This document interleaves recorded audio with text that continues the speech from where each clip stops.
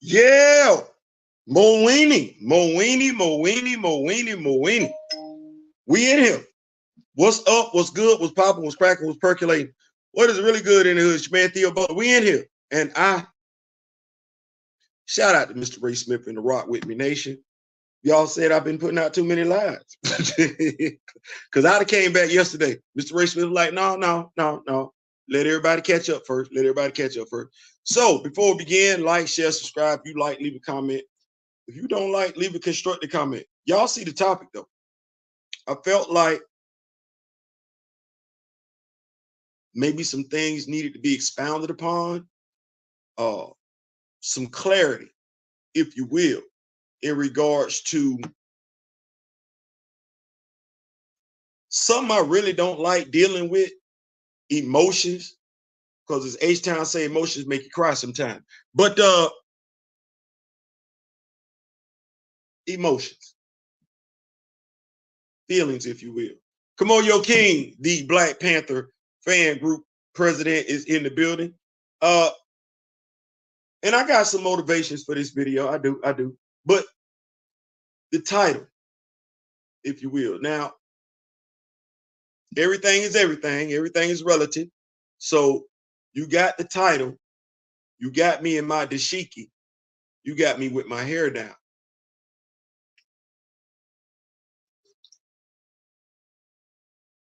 It's some good coffee. It's some good coffee. So I think, and I know why. I know why. And if you're a Black Panther fan, you know why too.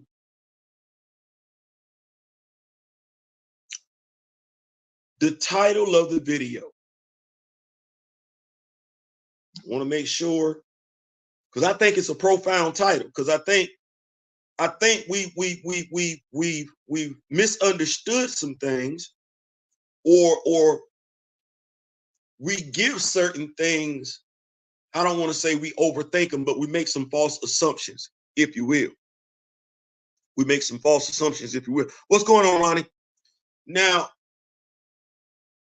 T'Challa, Black Panther, a hero of two nations and the epitome of greatness. Now, I'm going to stay right there. A hero of two nations. That's, you can get that confused if you're not paying attention. See, first and foremost, you got to really appreciate when he was created, 1966. That's the civil rights era.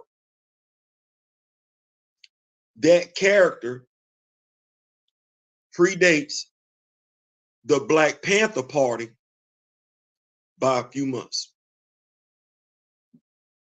Let me say that one more time.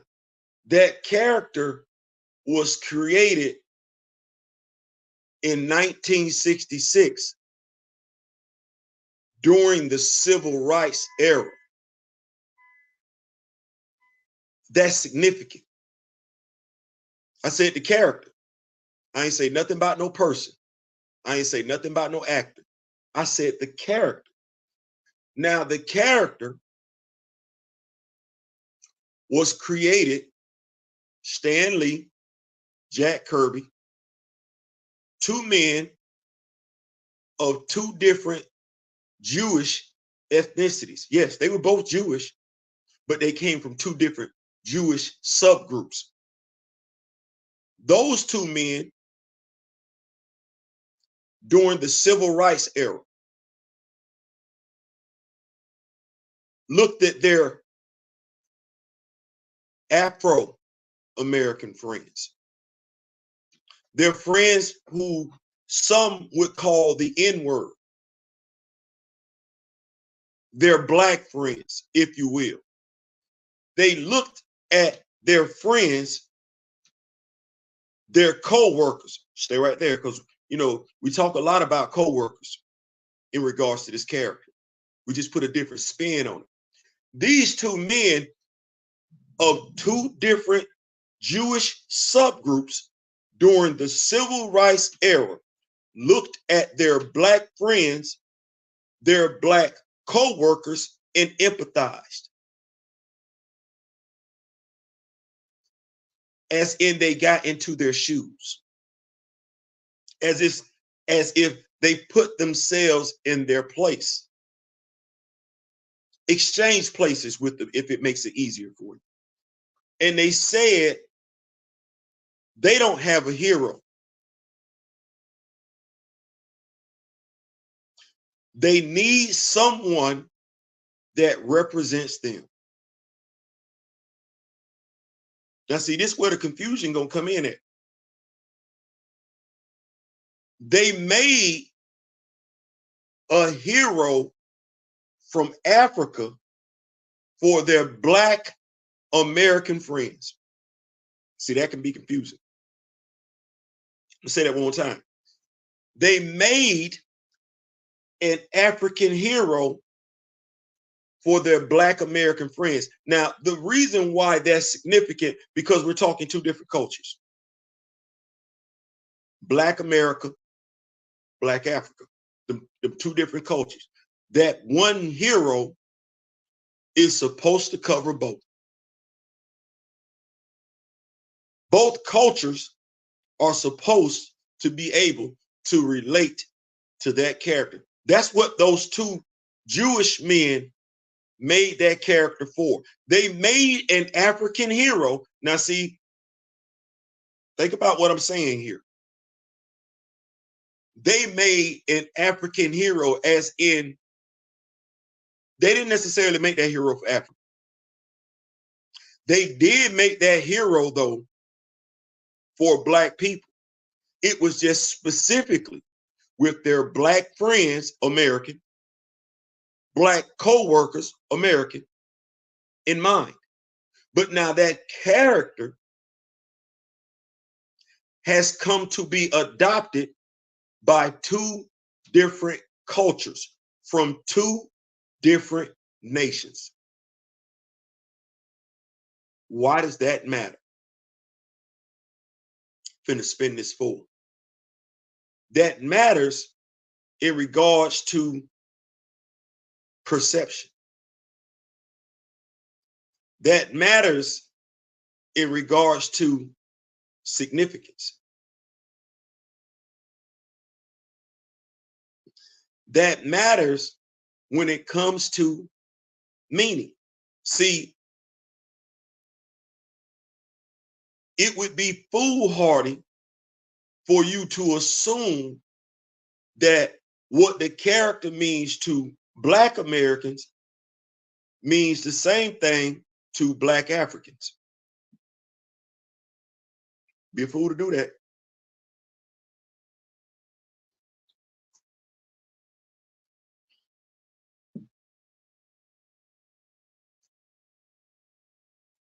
That's why it's important for anyone who calls themselves a fan of this character to jump in head first, pause, with the history of the character.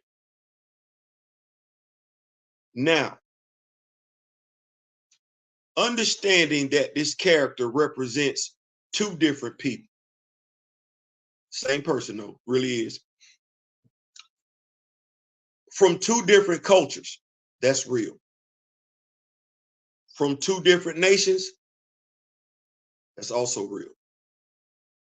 Things can get lost in translation. For instance, I said Moweni. I did that on purpose. I did that on purpose. Now, if you are just a Black American, you not connected any way, shape, form, or fashion whatsoever in regards to Africa, you looking at my hair being down, you looking at the dashiki I got on, you thinking about the way I opened up the show with the word Moweni, and you say, oh, here he go. Here you go. But now, brothers and sisters in Africa, they gonna look at this and it's gonna go one or two ways. He trying to act like he's one of us, or he's really trying to embrace his heritage. What little he knows of it, he's trying to embrace it. I assure you it's the latter. But now, why is that important? Well, in Western civilization, society, and to my brothers and sisters in Africa, just like I would lean on your advice in regards to African culture, I'm not going to act like I know that because I don't. I'm not going to do that. And age don't matter because I take my advice from Buckmeister. I'm not going to do that. When it comes to American culture, the word bastard doesn't mean what it means to you. Why is that important? See, Toussaint,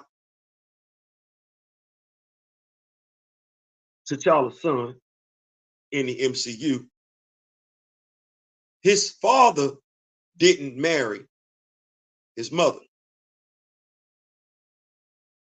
In America, that makes him a bastard all day.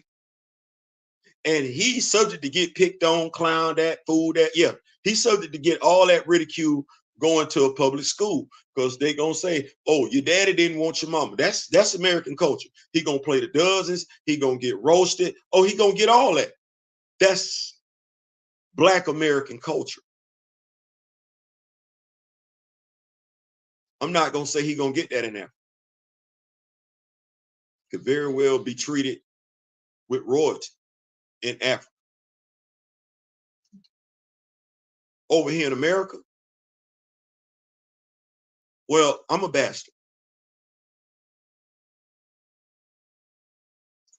What does that mean? My father didn't marry my mother. In Western society, what does that get you as opposed to what it may or may not get you in African society, African culture? I'm not going to speak on African culture. I don't live there. I do know what it gets you in America. It gets you at the age of 55, not having any relationship with your father, not knowing who your other siblings are. That's what it gets you in America. And every Black American knows it. Let me say that one more time. Every Black American know. Africans, Black Africans might not know that. But every Black American knows that. Why is that significant? It's significant because a Black African was not the executive over the two movies. It matters because a Black African didn't write either script. Think about what I just said. Think about what I just said. No, see, a Black American was the studio executive.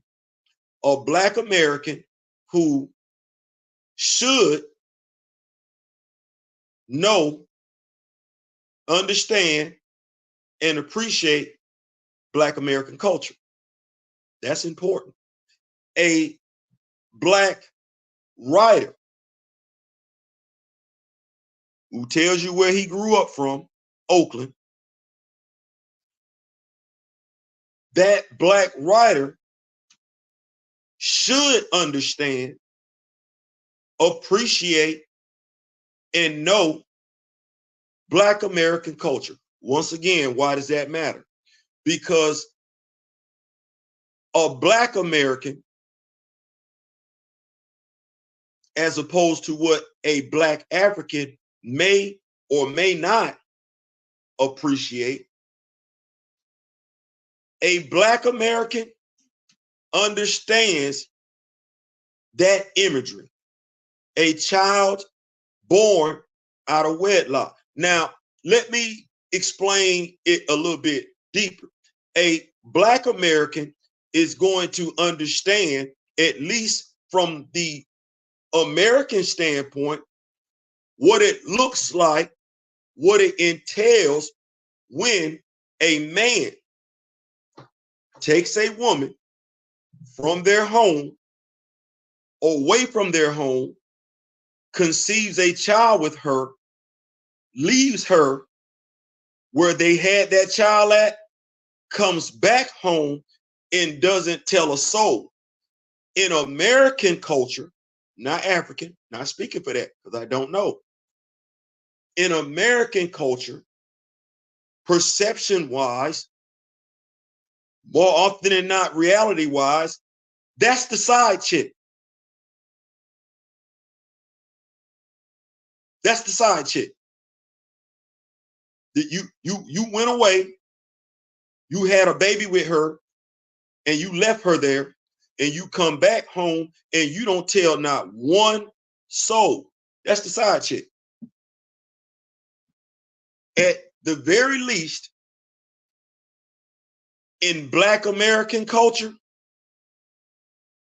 that's what that is. And every Black American knows it.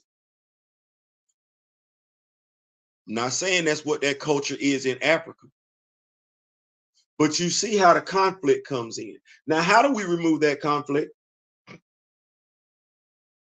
How do we remove that conflict? Shout out to the young lady that hit me up last night and everything like that. Ma'am, thank you.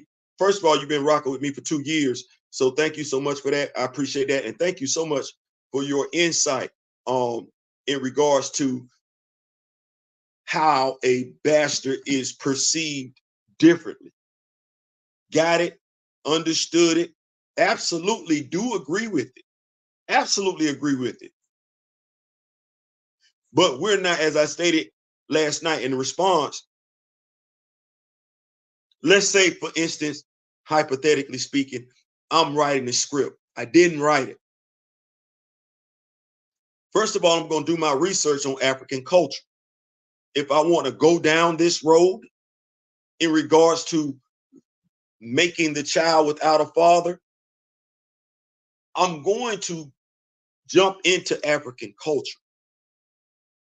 Once I find that to be what that is, I'm going to get out in front of this because I am a Black American.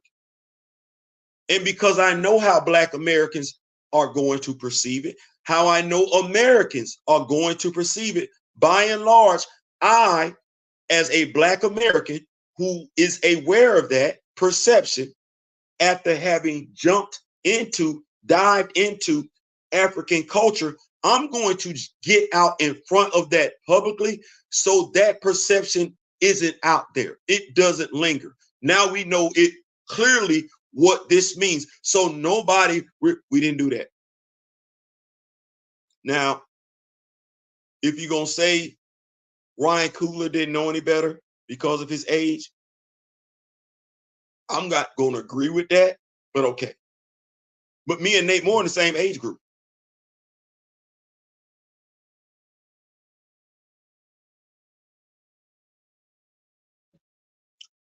Me and Nate Moore in the same age group, so there goes that excuse. That's why I don't understand why people at a certain age act like they don't understand what words they can and cannot say. If you 45 and above, you know what to say and not say. you got sense. You done heard all them damn words. But let's go back. I said this character was created in 1966 during the Civil Rights era by 2 Jewish men, Jack Kirby and Stan Lee, who looked at their Black friends, their Black co-workers, and they said they need someone who represents them. They need an image of them, a positive image. 1966. That time frame is supposed to mean something to every Black American. That era where Black folks, Black Americans came together and fought for their rights. That's supposed to mean something.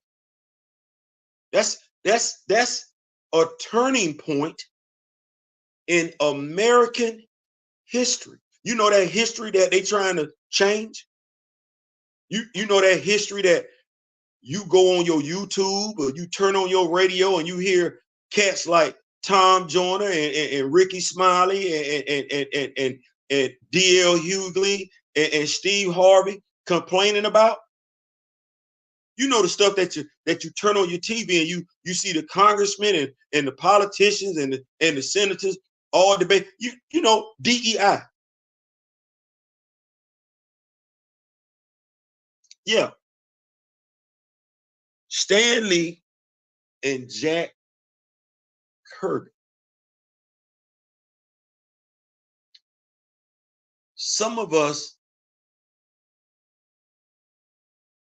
have had relatives that are still living to this day that fought for our rights during the civil rights era. Some of us have relatives that were alive back then, still living to this day. We can pull up a chair, we can go talk to them, chop it up. Some of us, though, have relatives that fought in the civil rights era and didn't make it out. Didn't make it out. One of those Black Americans who fought for our rights during the civil rights era, fought for equality for Blacks during the civil rights era, who didn't make it out,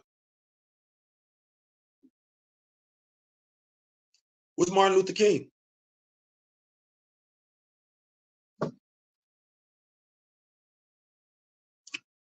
I was going to save this for tonight, but we here now.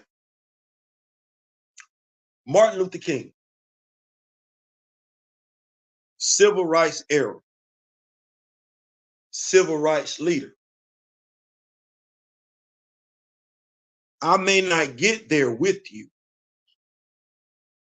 but I want you to know tonight that we as a people will get to the promised land. We've been taught that speech how many times? How many times we've been taught that speech?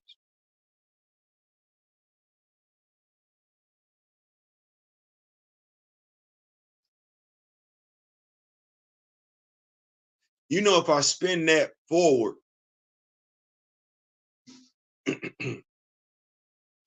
if I spin that forward, that quote, which talks about time,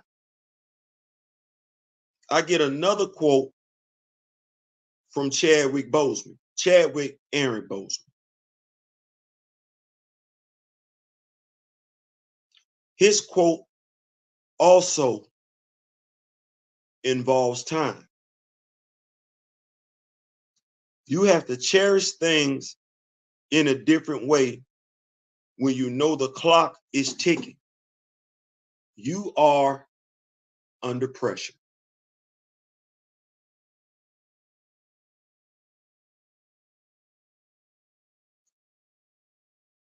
Now, I know Chadwick was afflicted with his illness, the idea for this quote, because he knew time was precious. Time is precious. I can imagine that Dr. Martin Luther King felt like if he continued to go as hard as he was going, considering the climate, the era during that time frame, he felt like he wasn't going to come out of it. Both men were right. I'm not special. Y'all hear me say that a lot. I'm not special. And I don't say that to say that I'm not smart. What I say that to, you're just as smart as I am. You're just as sharp as I am. I don't believe in differentiating myself like that because I believe in uplifting. No. It ain't just me. It's all of us. I'm smart, you smart, she smart, he smart, we smart. I got knowledge, you got knowledge, she got knowledge, he got knowledge, we got knowledge. Well, if it's we, if it is we, as in we all understand what Dr. Martin Luther King was talking about, what he meant when he made that quote. That we all understand what Chadwick Aaron Boseman meant when he made that quote. I'm not special. I'm not smarter than anybody else. That makes me ask the question, why intelligent Black people that are Black Panther fans, that know the history, the legacy of this character, who understand the significance of the civil rights era, Dr. Martin Luther King, and are fans of Chadwick Boseman, I want to ask each and every Black person why they keep telling other Black people to wait.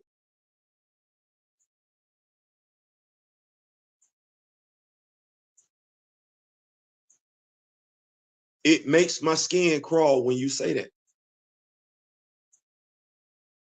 It makes the hairs on the back of my neck stand up when a Black person who is an educated Black person, an intelligent Black person, I'm not going to take it away because we share conversations. I don't understand why an intelligent Black person would tell another intelligent Black person to wait on equality. Why would a Black person, a free-thinking Black person, a critical thinking Black person tell another Black person to wait on what others have already received? I don't get that. I don't understand that. That blows my mind.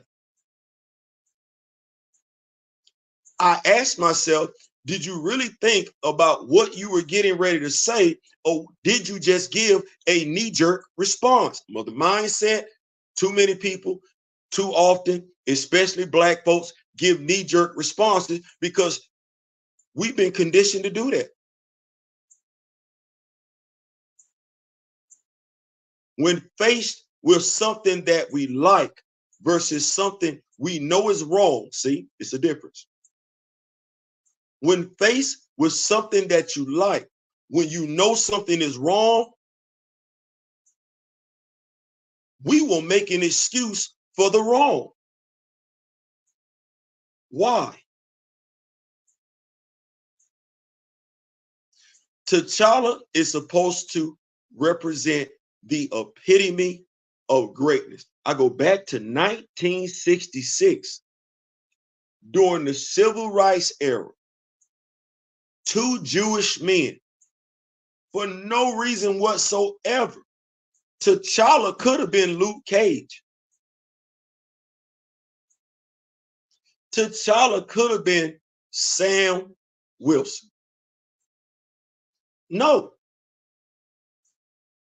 He ain't even born in America. They put him in Africa. I can't tell you how much studying they did to understand and or appreciate African culture. I can't even tell you if that's what they did. They put him in Africa.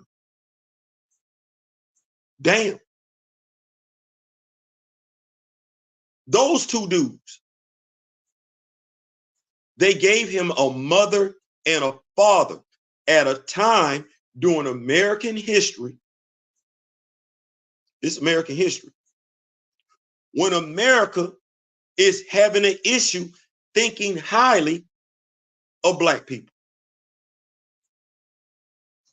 You got Good Times, ironically enough, they finna bring to Netflix in an animation. They took James Evans, the father, out the home. Years prior to that, two Jewish dudes made sure at birth T'Challa had two parents. Them two dudes, folks love to draw the comparison between T'Challa and Bruce Wayne.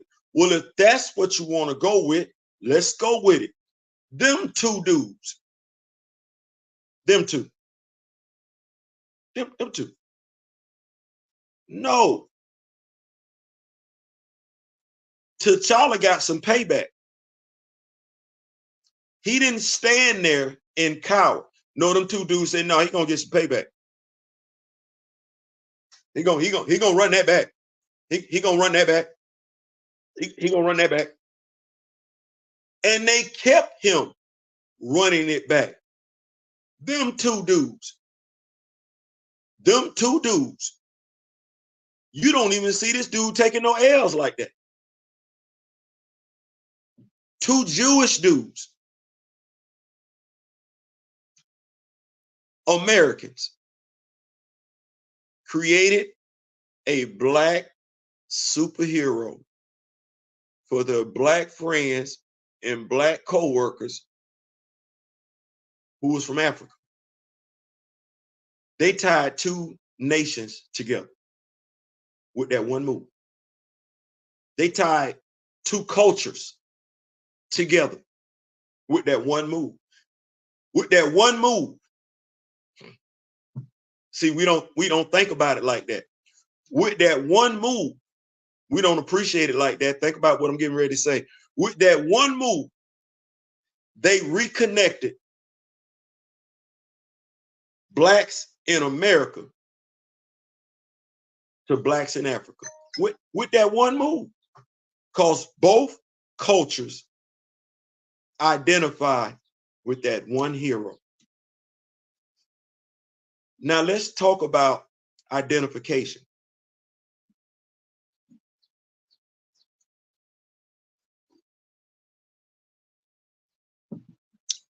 T'Challa's identification is as a fictional character. A fictional character that has achieved some great things as a character. Now, what you want, what you need, Black Americans, Black Africans, you want those stories retold. You want to see those stories play out, whether it be animation or on the big screen. You want to see it. Because those stories are important. Those stories are inspirational. Those stories allow you to see yourself in a way you don't really get to see yourself. Those stories speak strength. We don't want to tell them stories. We want to act like we want to tell them stories through somebody else. Well, T'Challa, his identification is as a fictional character. But I spoke earlier about a man who really did exist. His identification as a real figure, Dr. Martin Luther King.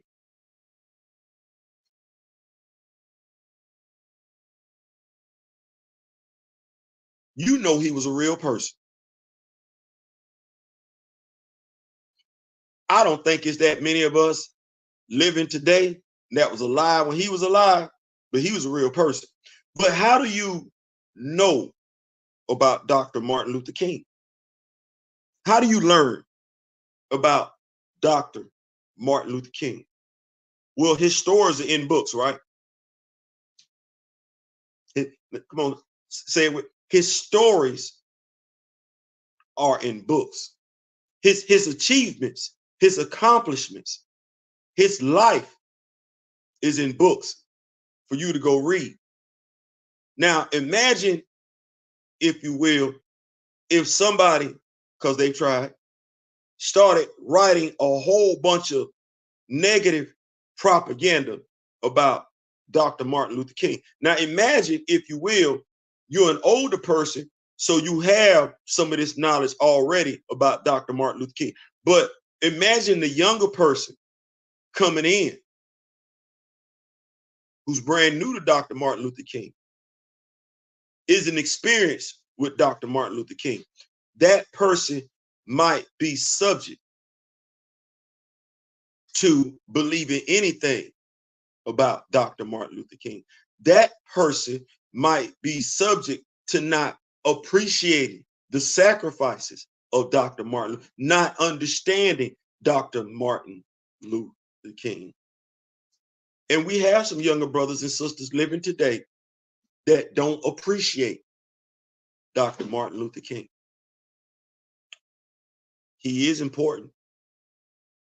But if nobody talks about it, if nobody tells his story, the younger generation loses that appreciation for him. Connect the dots. Well, that character that was created in 1966, that character is significant. That character is important. Important enough for the older generation to share that character, the older stories, with the younger generation. But what happens if we stop telling that character stories? Why would we want to stop?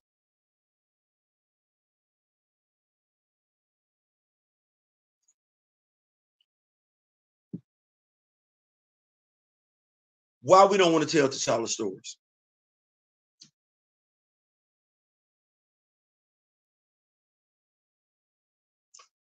Why do we have an issue with teaching American history? What are we afraid of as a country when it comes to educating our children on the history of this country so that our children don't repeat the mistakes of their forefathers?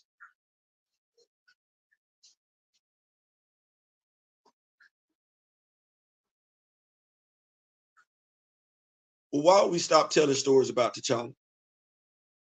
Understanding the significance, the importance of that character. Now, if you have been Beyonders T, you have been Miss Brianna, you have been members of the cast and crew, because this is the first time that I'm mentioning you, Bars. Taking all of that, what I said, into consideration, because there's no lie there. You might not like what I said, but there's no lie there. See, that's the thing. There's no lie there. No, everything I said to you could be easily researched. Everything I said, every damn thing I said, every damn thing I said. So it makes me wonder, how is it in 2024 you don't understand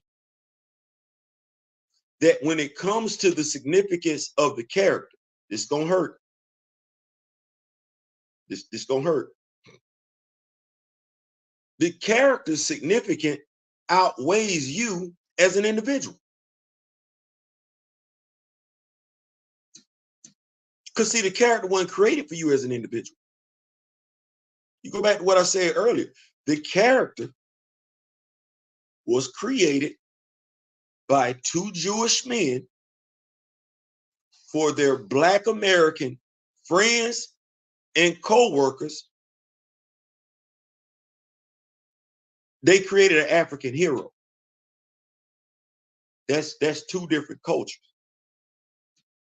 Who are you to devalue that hero? Because that's what you're doing.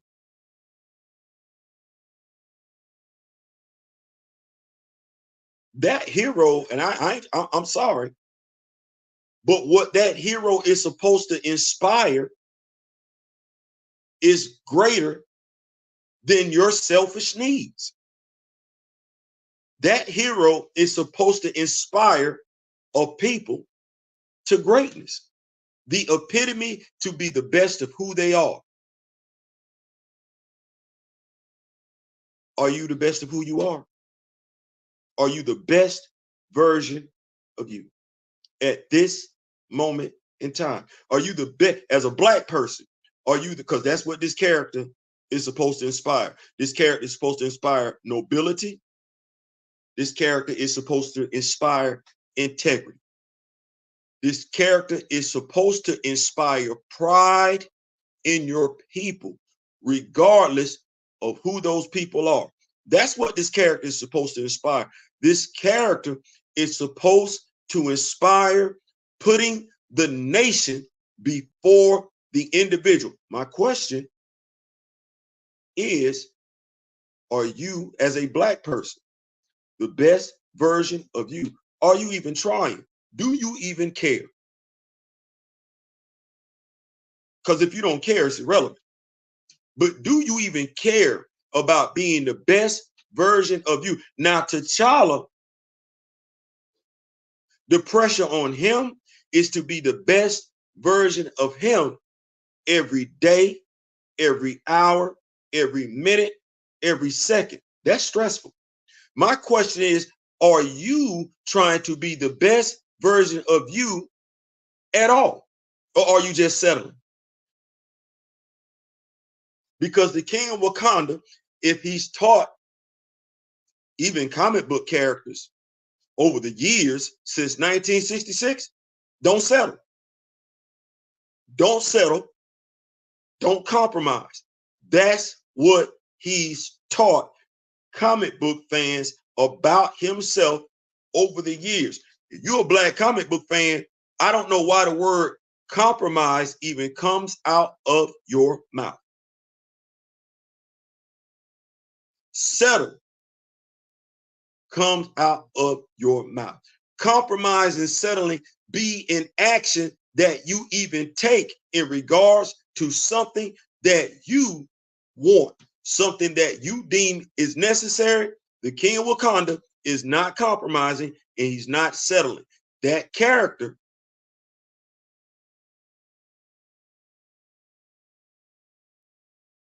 is supposed to represent you.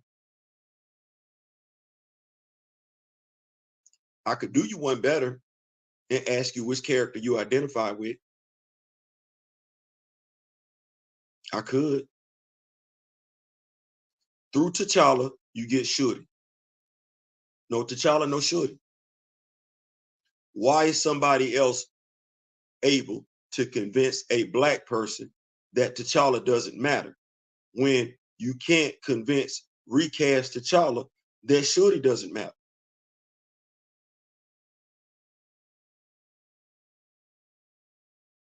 You're a woman. Okoye matters. Recast T'Challa knows Okoye matters. And recast T'Challa is not going to accept T'Challa, the Dora Milaje, without Okoye. My question to you is, understanding the significance of T'Challa as an African hero created by two white men for their Black American friends and co-workers, my question to you as a Black American is, and they did that during the Civil Rights era. My question to you is, Why are you as a black person devaluing T'Challa? Why are you as a black person diminishing the significance of the character T'Challa, Black Panther? Why are you as a black person doing that? Knowing everything that I just, you don't have to like it. It's the truth though. You cap for the cast and crew. I don't know too many members of the cast and crew that were created during the civil rights era. I don't know too many members of the cast and crew that were created for me as a black American and for my brothers and sisters in Africa as a hero. And I don't understand why you're having a hard time as a black person in America and or Africa and or across the world appreciating that significance. And here's why I don't understand it. Because every last person that's living has something that means something to them. Every person does. Let me say that one more time. Every person living, breathing has something that they love, that they are passionate about, that you hold dearly, that you cherish, whether it's material or immaterial. That's every person on this planet. My question to you is, what makes you feel like what you hold dear is more significant than somebody else's? As a black person, because I ain't talking about nobody else. What makes you feel as a black person you get to look down your nose, because that's what quite a few of you are doing. You get to look down your nose at a fan base who cares about a character who does have civil rights significance tied into it. Maybe you need to do your history.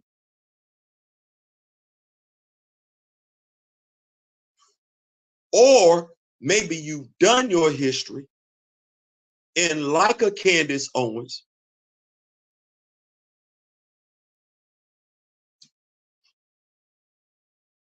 right? Like a Candace Owens, you don't appreciate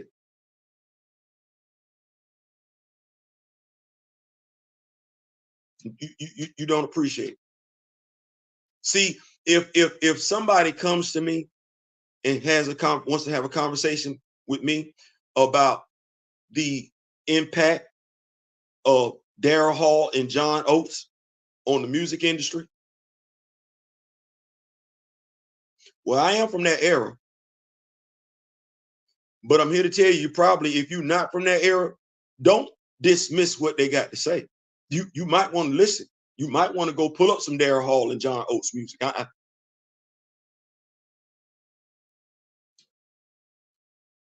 I'm just saying. Disco was impactful back then. They did come in during that era, and it was quite a few black folks jamming to Hall and Oates. But you're not gonna know that if you don't talk to them. You're not gonna be able to appreciate it if you don't listen to it. Just like you're not gonna be able to appreciate T'Challa if all you got was some hearsay. You're not gonna be able to appreciate T'Challa if you ain't read no T'Challa. And if you ain't read no T'Challa, how much do you really know about Shorty? If you ain't read no T'Challa, how much do you know about Okoye, Ayo, Nakia, and Anika? How much do you know? If you ain't read no T'Challa, how much do you know about a Wakanda? Because you gotta go find T'Challa for that. How much do you know? And you don't know about T'Challa, why you got so much to say? If you don't know about, because honestly, T'Challa will lead you to Chadwick. If you know about T'Challa, you should know about Chadwick. He did play him. That's the only actor to do it live action, right? T'Challa should get you to learn about Chadwick. T'Challa actually should get you to watch this. Remember when I said earlier that Stan Lee and Jack Kirby, they created an African superhero for their Black American friends and their Black American co-workers. And in doing so, they brought two different cultures together, two different nations together, if you will. Remember when I said that earlier? Right. If you a Black Panther fan, I didn't say that you did. You mourning Chadwick Boseman like you can't move past him. I didn't say that you did. So you're a Black Panther fan and you're a Chadwick Boseman fan. But you don't speak one word of Xhosa or Swahili.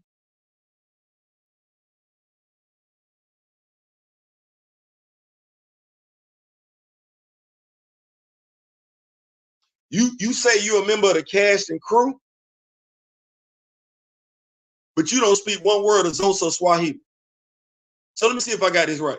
You a member of the cast and crew from Black, you say you are, from Black Panther. And you talk about how much the cast and crew coveted Chadwick Boseman. But you don't speak one word of Xhosa or Swahili, which are the two languages Chadwick Boseman made sure he had in the movie Black Panther. You'll speak no one word of that? Are you teaching class over there in California? I'm just asking questions because folks got so much to say about the Black Panther fan group. And that's one of the things that Recast T'Challa, Black Panther fan group, Council of Wakanda, Rock With Me Nation. That's one of the things we promote is learning those languages, foreign African language. I'm sorry, did we? Because that's something that our forefathers in the civil rights era would have appreciated. That we get back, and I'm pretty sure Jack Kirby and Stan Lee created an African superhero for their Black friends and Black co-workers would smile if they knew that that's what was going on, that Black Americans were learning how to speak African languages so that they could talk with their brothers and sisters from Africa. Now, you want to talk about something impactful. You want to talk about something poignant. You want to talk about something meaningful, something moving? Oh, that would have been it right now. That would have been. So when you own social media and you talking about Recast T'Challa, make sure you talk right. You be on your social media page talking about cat people and everything like that. Well, hold on. Why you got so much to say about African mythology? I don't see anybody bashing Roman mythology. I don't see nobody bashing Greek mythology. So what? If we wanted to call ourselves the cult of Bass, you got folks out here speaking whole damn Klingon, don't you? You're a Fast and Furious fan. You probably go to Walmart, Target, buy up all the damn Fast and Furious cars. You probably got every last damn Fast and Furious CD. You probably got every last damn Vin Diesel movie, including the knockaround guys. You probably do have the knockaround guy. You do. You probably got the Boiler Room too. Hell, I ain't mad. I ain't mad. But you going that hard for Vin Diesel, you can't chirp at somebody going hard for their fictional character or their favorite actor. You definitely shouldn't chirp at somebody that knows just as much about your favorite actor or at the very least, just as much as you do about your favorite actor, and you know little to nothing about theirs.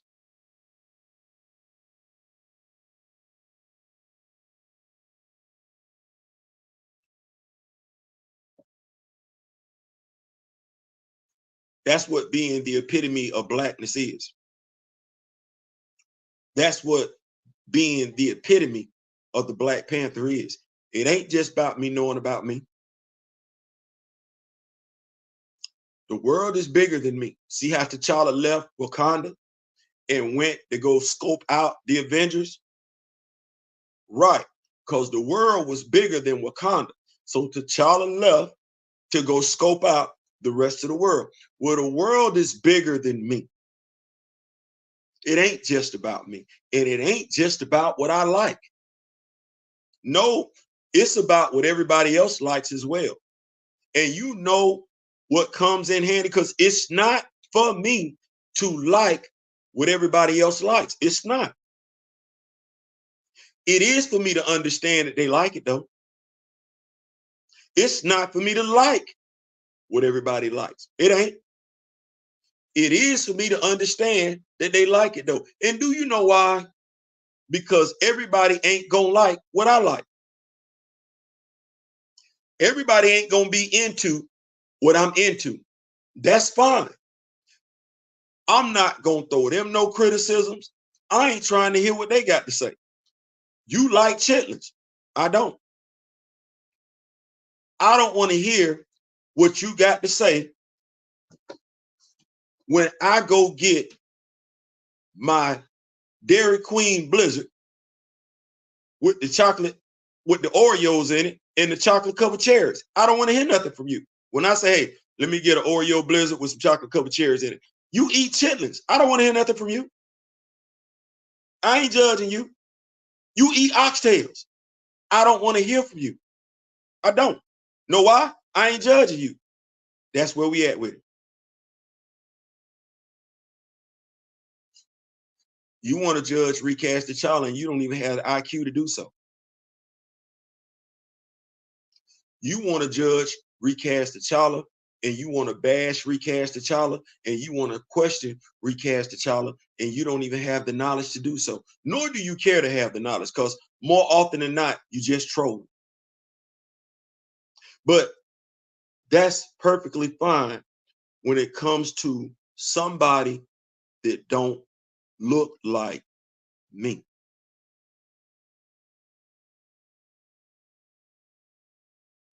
When you look like me and you got an issue with T'Challa, if you're a black man, I'm looking at you sideways. If you're a black woman and you got an issue with T'Challa, I'm looking at you sideways. If you're a black member of the LGBTQ, I'm looking at you sideways. If you're a black person and you don't care for Caucasian people, I'm looking at you sideways. And here's the reason why. Because based on your so-called love for that character, you're supposed to be above all of that. Based on your so-called passion and knowledge of that character and all the related characters to him, you're supposed to be above all of that. The only reason why you're not above all of that is because you either A, don't know, or B, don't care about this character. C, nor do you know, appreciate, care about the actor. I'm gonna keep up with these notes. What's going on? Everybody in here, D Steezel, Afro, Grand Madam Tarot. What's going on? Theo has got to be one of the hardest.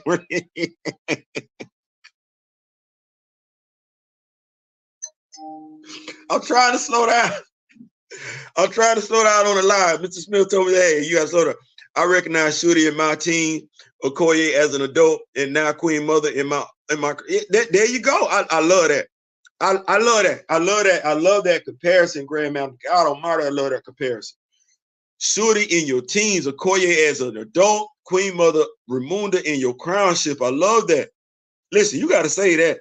You got to put that on Twitter, Grandma. I love that comparison. She was a firecracker. Miss that lady. Yep. Kamoyo, condolences on your wife's great aunt. I bet she did have some stories to tell. See what I'm saying? See what I'm saying? Kamoyo, wow, that is awesome. Let me go back. Kamoyo said something. My wife's great aunt went to be with the ancestors a few months ago. She was 104. She had stories of that time and the time before. We have come a long way, but we also have a long way to go. Let's frame that for a second. Kamoyo said she was 104. Now, if you're a black person and you say to hell with T'Challa, you should be ashamed. Just that, you should be ashamed. Let me say it one more time. If you're a black person and you have an issue with T'Challa, recast T'Challa, you should be ashamed. What makes you think I want to make sure I get this right. What makes you think his wife's great aunt didn't deserve to see T'Challa more than once? I want you to think about that for a second and just let that sink in. She's a black woman, just left. Kamoyo, my condolences. But the number one hero that looks like her in her lifetime, one time, just one. Ask yourself how many times she saw everybody else's damn hero. She saw Man from Atlantis way more than she saw T'Challa.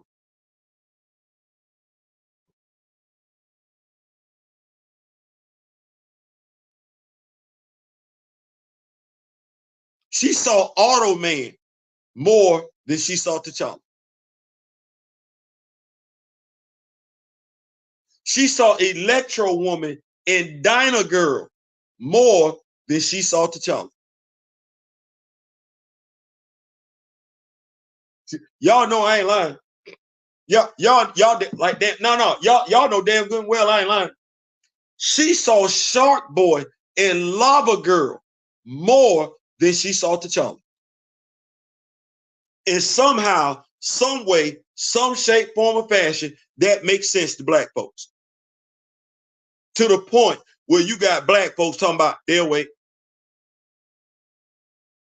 You got black folks that's got relatives damn near in their hundreds, perfectly fine, opening up their mouth saying, wait, sounding like a damn, what's the caution sign at an intersection? Wait, wait, wait, wait, wait.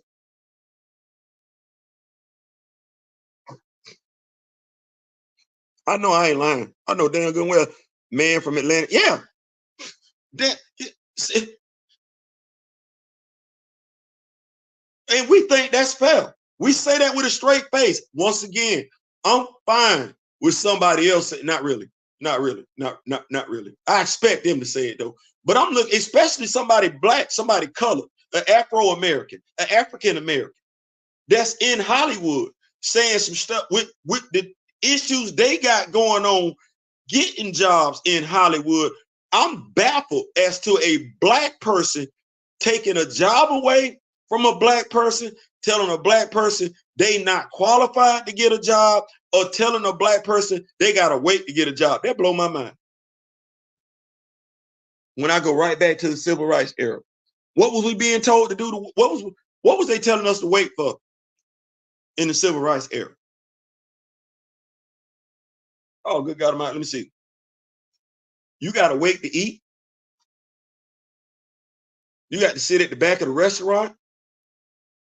You got to sit at the back of the bus. They might not let you eat at the diner. Wait, right now, politically speaking, do we have an anti-crime bill, a hate bill against black folks? Or we still waiting?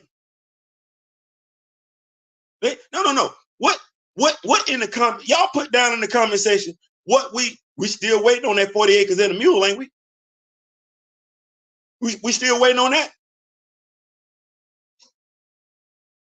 And they tell us they still voting on whether or not we consider humans, men, women, human beings in America. Ain't that something else we still waiting on?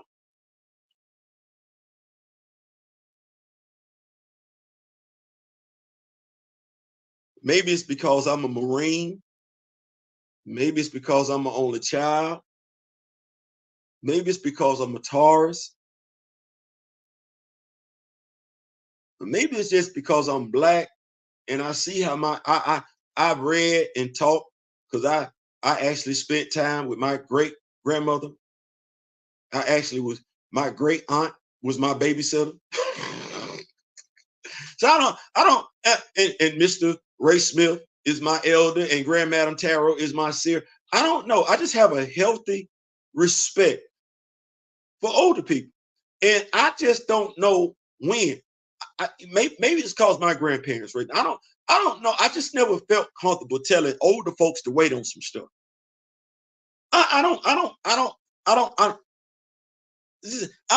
think I ever got, like I said, I was raised by my grandparents. They did adopt me, but I don't know if I ever could fix my mouth to tell Freddie Mae Butler and or Anderson Butler to wait on something.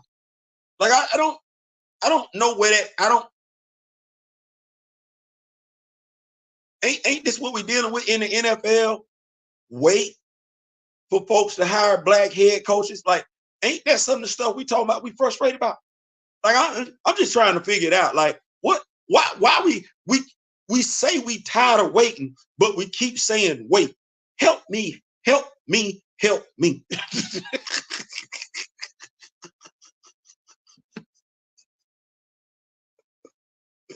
Like, what am I waiting on? This all I want to know. What if I'm supposed to go get it? Why I gotta sit back and wait? Why I can't just know? Why I can't get what everybody else getting? And if I understand and I recognize and I know as a people we ain't getting what everybody else get, why am I fixing my mouth telling folk that look like me to wait? That don't make no damn sense to me. That's confusing. That's confusing as hell to me. And I don't like being confused. I don't. Why I can't get a video game like everybody else get a video game? Why not? What's the secrecy?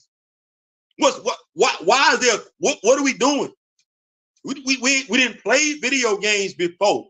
We have. We didn't got video games released to us. Let's not act like that. We know more about damn Grand Theft Auto 6 than we do about Black Panther 1943. Why?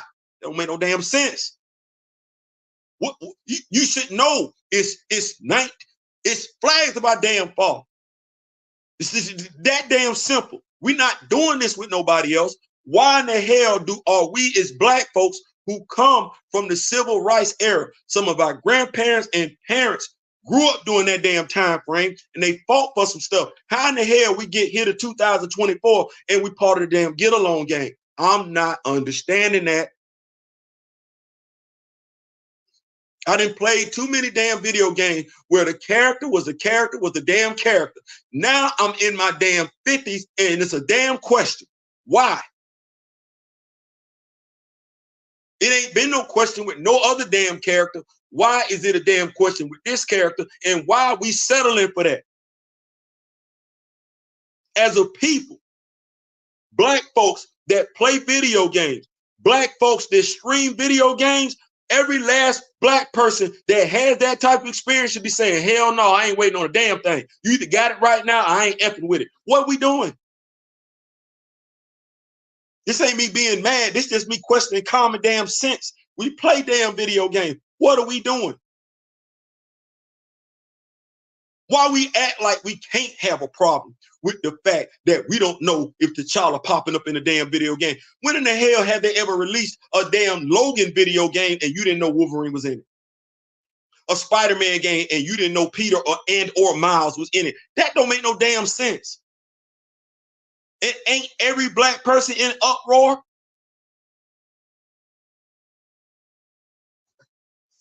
Listen, I get it if your name is Jason Whitlock, you don't care. I get it if your name is Clarence Thomas, you don't give two damns. I get it if your name is Candace Owens.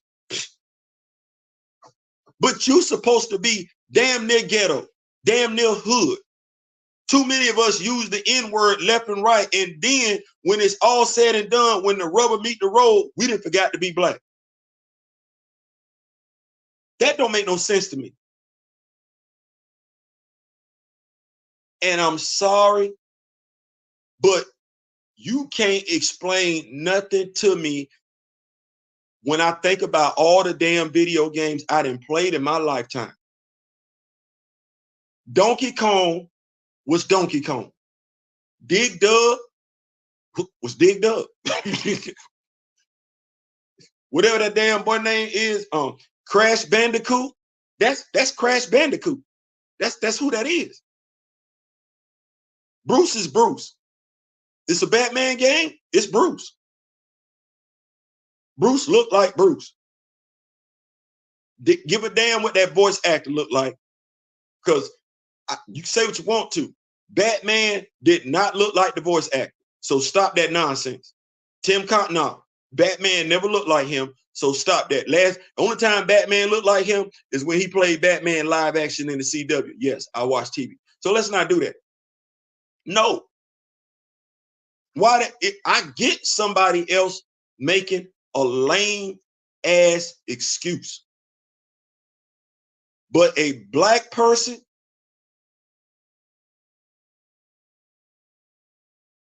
knowledgeable, experienced playing video games, watching superhero movies, reading the comic books, collecting the action figures. Ain't no way in hell you don't understand. You acting like you don't understand. And I'm gonna throw a flag on the damn play. Ain't no way in hell you don't understand. No, you know you got common damn sense. You know what the concern is. You know why there's a concern. You're able to speak to why there is a concern. And if you know something that would assuage the concerns, it's your responsibility to speak on it and assuage those concerns. Let me help you out. Ultimate Black Panther. Who ran the mantle? Brian Hill. That's the child. I heard there was some question. No, that's the child. See how that go? I heard that's the child. Just the mere hint that somebody might be getting ready to spread some misinformation about who is up under the mantle. No. That's the child. That's him. That's him. We heard that. No. It's an ongoing series. So what? Yes, yeah, ongoing. I know what you. No, it's an ongoing series. See, that's. I heard y'all think. No. It's ongoing. I'm telling you right now. I'm writing it. I want y'all to pick up what I'm putting down. That's T'Challa. So y'all ain't got to be concerned about that. Not, well, I don't know. Maybe. We'll see. Oh, hell no. That's T'Challa. And what happens? 1,200 issues go missing mysteriously.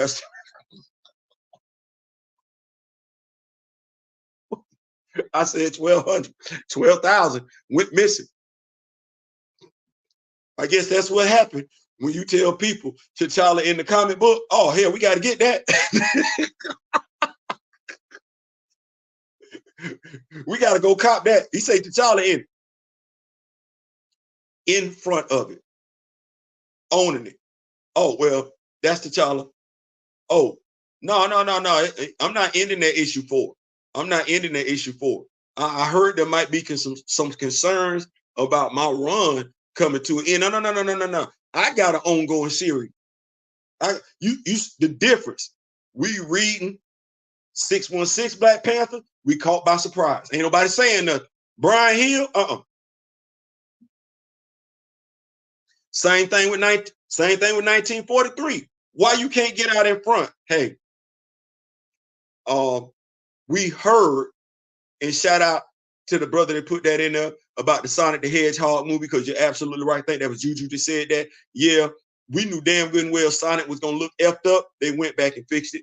Good catch on that one. Because once again, that's public record. That's American history.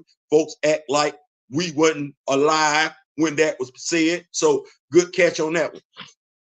So if you know that's a concern, if Brian Hill can come out and say, whoa, that's T'Challa, why somebody can't come out and say, hey, we heard what y'all said. We darkening the brother up. Brian Hill responded to Black Panther fans.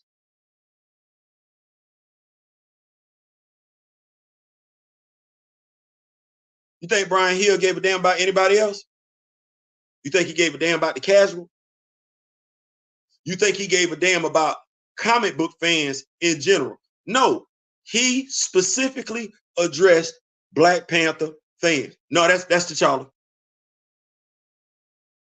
Black Panther fans, you can say, because wasn't nobody else giving a damn about who that was. That was Black Panther fan. Well, he addressed Black Panther fan. That's T'Challa.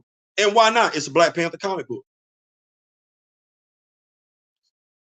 Once again, oh, no, it's an ongoing series. Well, who was that for? Was that for comic book fans who just read comic books, or was that for Black Panther fans that are buying his comic book? It was for Black Panther fans that are buying his comic book. Hey, no, it's an ongoing series. Well, okay, you Marvel Entertainment. This is a video game based on a comic book character, comic book characters. Who this video game for? Captain America fans, Black Panther fans. What did you do off the rip? Because everybody want to make it about Black Panther. Steve Rogers has a round shield. If you're a Black Panther fan, that should bother you. But if that don't bother you, you telling on yourself. I'm just going to go ahead and tell you. You might not like what it's saying, but if the fact that you call yourself a Black superhero fan, and you call yourself a Black Panther fan, the fact that Steve Rogers, if him having a round shield that's made out of vibranium don't bother you, you telling on yourself.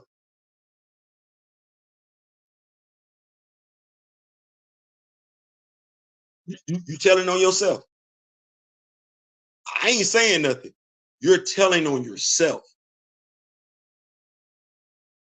If you're a Black Panther fan, and I say it again, I said it once, I say it again, Christopher Priest, Black Panther 30, every brother and sister in that comic book had the same skin complexion. So that's not a light-skinned Azudi. If that's a light-skinned Azudi, that's a light-skinned T'Challa. That's a light-skinned, bald T'Challa with a goatee. That's not what that is. Also, that Azudi has plaits, not to be confused with locks. They didn't even know what locks were back then. Think about it. Eric had a shag. Eric had a shag. Bishop had a shag. Sam had a flat top. The only one of them, either bald, got a shag, or you got a flat top. That's what that is. Unless your name T'Challa, then you can have like a little short natural. But that's what that is. And every Black Panther fan knows it. So Azudi should not be light brown skinned. The person created the game, looking at Flags of Our Father, that's the game they're basing it off of. They should have darkened the actor's skin complexion. Azudi should not have locks. He should. Give me my change. He should have a short gray natural. That's what that is. If you're a Black Panther fan and you don't care about that, you say you're a Black Panther fan. You're telling on yourself, because that's canon. And as a Black Panther comic book fan, what do you care about? Canon, accuracy, representation, imagery. If you saying that ain't that big of a deal, if you telling folks something else, you telling on yourself. Why wouldn't you want to play a Black Panther game with T'Challa in it. The second game that's supposed to come. Why is that even a question? It ain't been no question with nobody else. And if you play video games, you know it ain't been no question for nobody else. Why are you covering for the video game company? You're a black person. You're a black person to play video games. You're a black person with experience playing superhero video games. You're a black person with experience playing superhero video games who reads comic books. You're familiar with characters that aren't black just as well as you are familiar with characters that are black.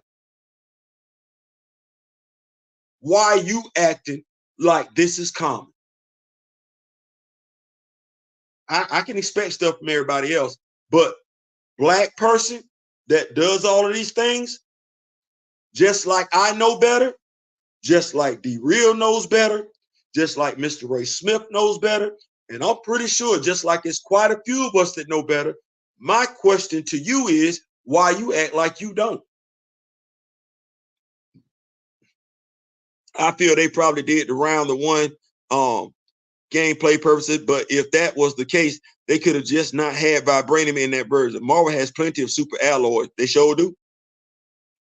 Titanium being one of them. Titanium, carbonadium. It wouldn't have bothered me for Captain America. They had the vibranium shield, but I went and got that knowledge. I learned about that storyline that they're basing that video. Yes, and that's key. And if you're a Black Panther fan, you want to see that storyline play out. Why are you being made to feel wrong for wanting to see that storyline played out? You can say, watch this. Folks will hone in on the fact that we say Azuri is the wrong skin complexion. What they will ignore, and they do this, it's convenient whenever we talking Black Panther, folks pick and choose what they want to hear, what they want to respond to. Nobody says anything when we ask, where's the armless tiger at? They be like, who? Oh, you didn't read it, did you?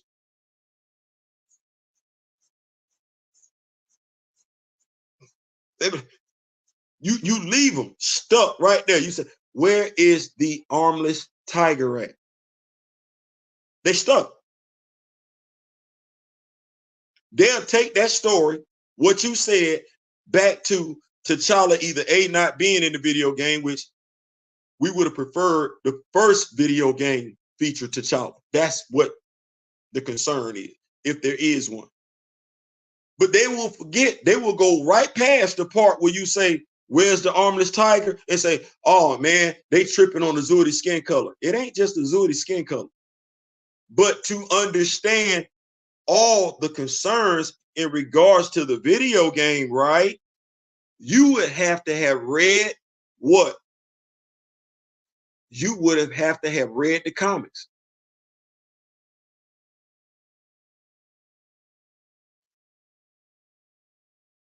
You would have had to read the comics.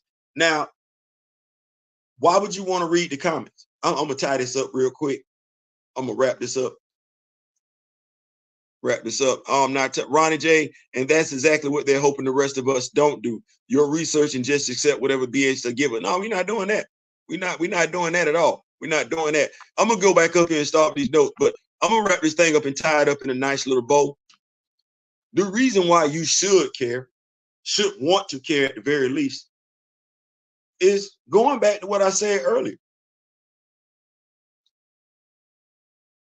You're a Black person, right? You identify as a Black person, whether your ancestors were born here in America or whether your ancestors was brought over here to America. You identify as a Black person. Well, the civil rights era, unless you just don't care about history. Now, if you don't care about history, you don't care about history. Right? But the civil rights era is supposed to mean something to us as a people, right? It's supposed to mean something, right? And if it don't mean nothing to you, it don't mean nothing to you. But the civil rights era is supposed to mean something to us. Supposed to. Now, if it does mean something to you, there were a lot of things, important things, monumental things that happened for Black people during the Civil Rights era. The Civil Rights era. The Civil Rights era. Now, one of those things, whether you consider it to be big or small, it still occurred. 2 white men. They didn't have to. They didn't have to. They absolutely did not. They did not have to. They didn't, because the rumor, the stereotype back then, which to this day still exists, and I want to say, as far as I'm concerned, it's too true. Like if it's 1% true, it's too true for me. The stereotype back then was Black folks either A, don't read, or B, couldn't read. Yet and still, those 2 white guys created an African superhero.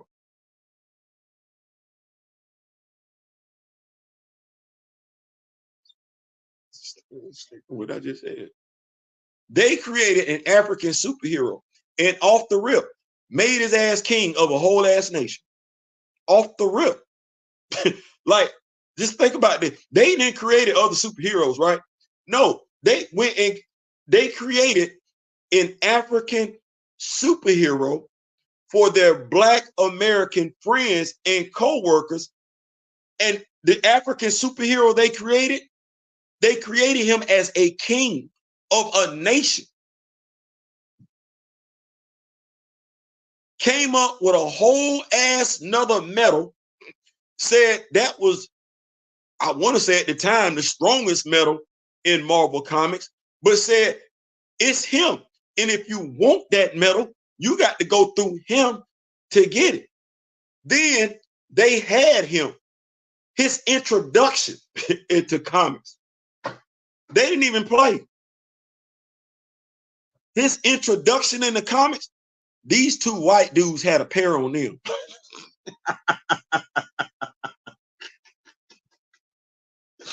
Because they did this during the Civil Rights era. They created this dude and had his introduction with him putting feet and hands on a whole white team.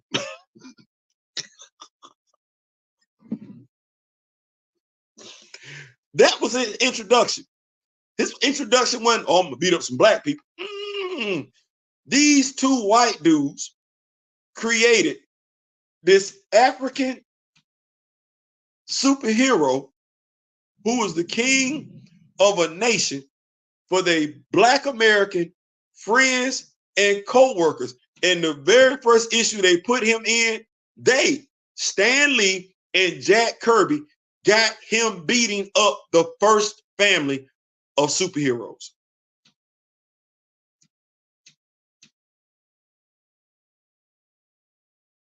And somewhere along the line, with that being American history, African American history, if you will. We can say African history, we can. Black history, definitely. With that being what that is, you have Black folks who just finished celebrating Black History Month. You have Black folks that love to say they Black and they proud, not giving 2 damns. This is when, if I was on a guest on Sway in the morning, Sway's Universe, I would ask him, how, Sway? How? I don't even know how you do that. And then expect Recast T'Challa, which is comprised of people in their 70s, 60s, and 50s. I'm sorry. I don't know how you say that and expect those members of Recast T'Challa, because that would be like you disrespecting your grandmother. I don't know. I say grandmama because I know the matrons, the women in Black society, Black culture, they get more respect. They're feared more. But that's like you disrespecting your grandmama. And my grandmama kept, it was a switch. It was a bush outside. And I don't know if we didn't forget what switches felt like, but disrespecting grandparents back in the day would get a switch on your behind. And maybe that's what's wrong with us as people. Maybe that's what's wrong with us as Black Americans. We didn't stop using a switch. I know they took whooping out of. We might need to get back to that. Because some of y'all disrespectful as hell when it come to y'all elders. I go back. I go back. I'm gonna read these quotes again. Martin Luther King. I may not get there with you, but I want you to know tonight that we as a people, we get to the promised land. Well, if you know that speech, if you know that quote, you didn't memorize it, I don't know how you telling another Black person to wait on anything. And that's fair. That's real. No, that's real. I'm sorry if I just hurt some feelings.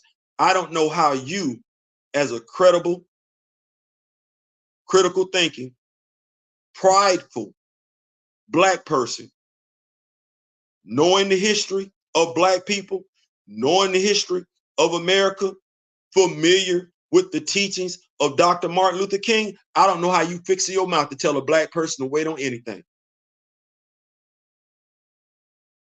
You have to cherish things in a different way. When you know the clock is ticking, you are under pressure. Well, you say you love Chadwick Boseman. You say you cherish Chadwick Boseman. You say you fond of Chadwick Boseman. You say Chadwick Boseman's passing hurt. Well, you know what? The passing of them two boys hurt Chadwick Boseman as well. But what are you doing in regards to Chadwick Boseman? Because Chadwick Boseman looked at that clock and knew it was ticking. So how do you be a fan of Chadwick Boseman and tell another Chadwick Boseman fan to wait?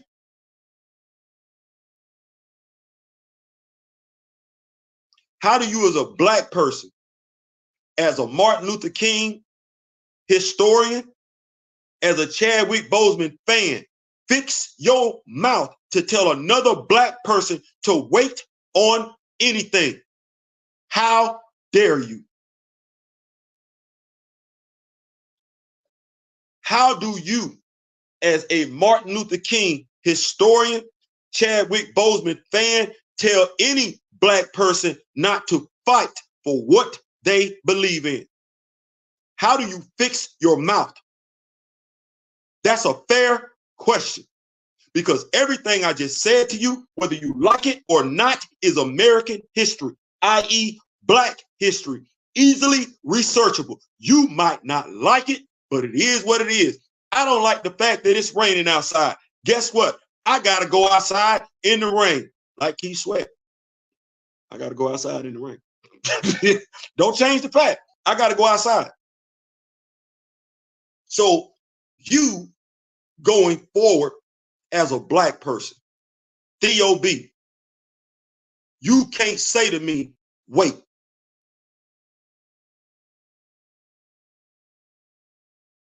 You shouldn't even say to yourself, wait. No, you should demand it as well. You should be just as impatient as I am. And maybe that's what it is. I'm impatient because I waited longer than you. And you don't appreciate that clock because you feel like you got more time left than I do. Time waits for no man. Time waits for no man, and that clock ain't guaranteed. Everybody clock run different. And you don't know what the expiration date on your clock is. So you as a Black person, well, hell, you keep telling us to wait. And as Black people, we keep accepting people telling us to wait. hold on. How long did it take for black folks to get free? It's a fair question. How long did it take for black folks to be free from slavery? How long did it take black folks to get the right to vote?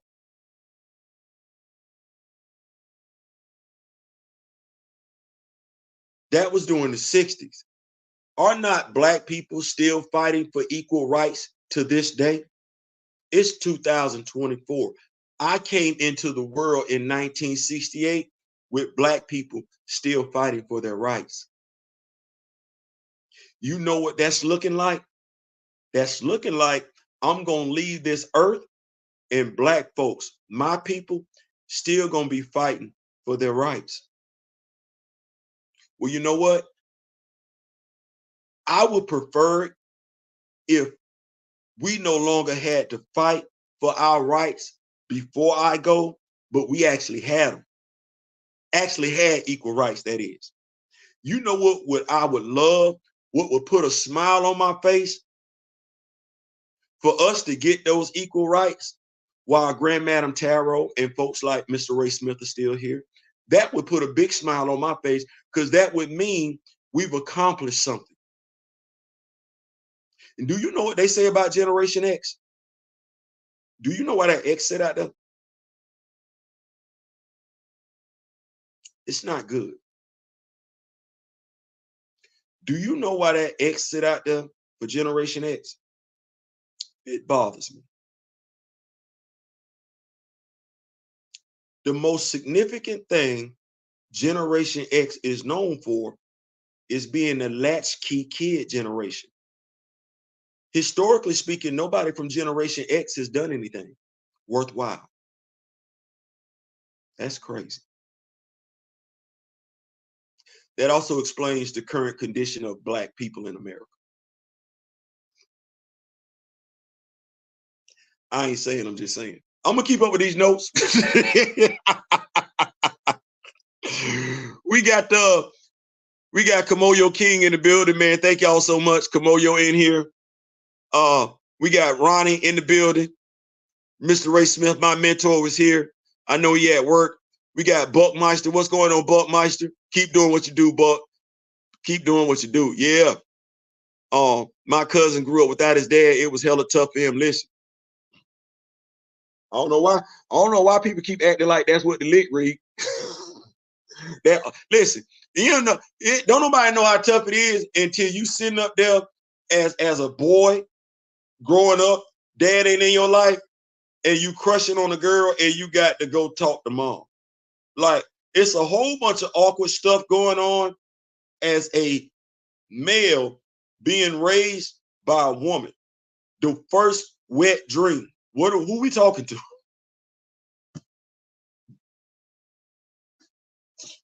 Like, who teaching you how to shave? I suffer from pseudophilitis because I ain't really know, because granddad had that sweet. I ain't know how to damn shave or nothing like that. Like, the boy at home, everybody ain't got Lamar Jackson for a moment. Who teaching him how to throw the football? Who teaching him how to shoot basketball? You know, all this stuff is significant. It's important. If people act like, oh no, we stop saying that. Stop putting that in the head of a black woman that she got it good to be ready. No. That black man need to be in the house. Y'all done seen y'all done seen me. Y'all just seen the video. I was doing a live. My daughter come in, give me a hug. What did daddy say? Where you going? I'm finna go outside. No, you're not. What's wrong? You gonna change them shorts.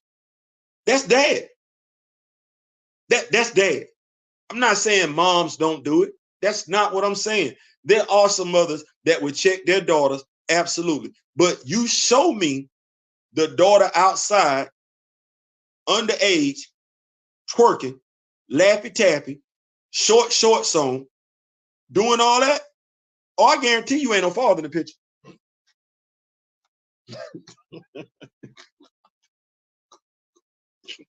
Ain't no father in the picture. Because we would pull up and be like, hey, what the hell? Mama can do that. Mama can do that all day long. Mama can do that in the bedroom with her man, daddy, me, preferably. Door closed, door locked. Daughter, be in the living room, watching TV, turn up loud so she can't hear nothing. Mama can be twerking in the bedroom all damn day long. But ain't no father signing up for his child, daughter, walking out the house like that.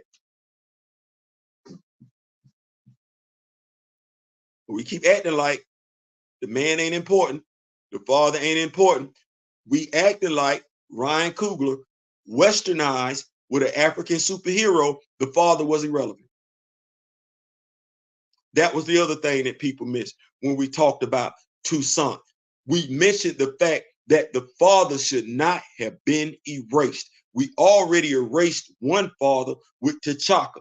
Now we're erasing another father. And let Ryan tell it, if Chadwick was still living, he was going to have a story with T'Challa and his son. Well, damn, that story sounds a lot better than the son by his damn self. At least with that story, you got the father with the son. Still gonna be jacked up if you just basically got the father with the son and he ain't married the mother. That's Western thinking. I don't believe that's African. I could be wrong because I'm not from there, but I know damn good and well that's an American mindset, which is crazy to me because the person that wrote it, mom and dad was married. Folks forget that bit of criticism, that bit of constructive criticism when we talk about Toussaint. No, we want to make it all about the bastard word. You can, and I'm going to own it. Because that's what they meant when they wrote it like that. Don't be ashamed of something that didn't even have to exist. Be ashamed that it's existing. That's what you should be ashamed of. Don't be ashamed that Recast T'Challa is saying that's a bastard child. Be ashamed that that's how that child was written when the child did not have to be. Then the only thing you would have heard from Recast T'Challa is that ain't T'Challa Jr. That ain't T'Challa. That's what you would have got. That ain't T'Challa. You wouldn't have gotten anything about a bastard, but because a black American writer, that wasn't an African writer. There was no black African writer. No, that was a black American writer wrote that. A black director signed off on that. And because they are black Americans, they know exactly what that signals to the black American culture. And they chose to look the other way. But then again, Recast T'Challa had a question with Njobu. We keep looking past that part too. There was cultural significance in Sion as a black character. There was cultural significance in Sion as a black character. That was a black uncle doing what? Doing what? Being basically a godfather, a godparent to his brother's children. We don't want to tell that story. That's not significant. In America, we say it takes a village. Yes? Is that what we say in America? It takes a village. Well, we never got that village in Black Panther. No, we tore that village down from day one. That's something that Recast T'Challa speaks on. But we're the cat people, though, right? We're insensitive, right? We don't care about the character, the actor, right? Crazy, because the actor grew up in a home with a mother and father. That's what the actor Chadwick Aaron Boseman grew up with, a nurturing home. It takes a village, right? Derek helped raise him as an older sibling, something we didn't get in either Black Panther film.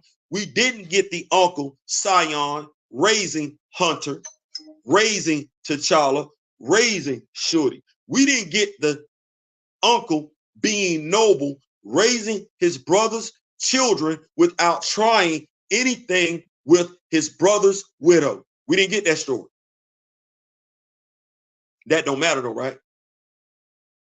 Recast T'Challa talked about all of that. But what did you hang your hat on?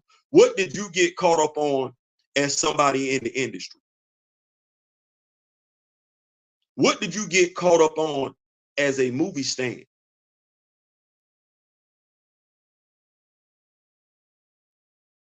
What did you get caught up on as a YouTuber?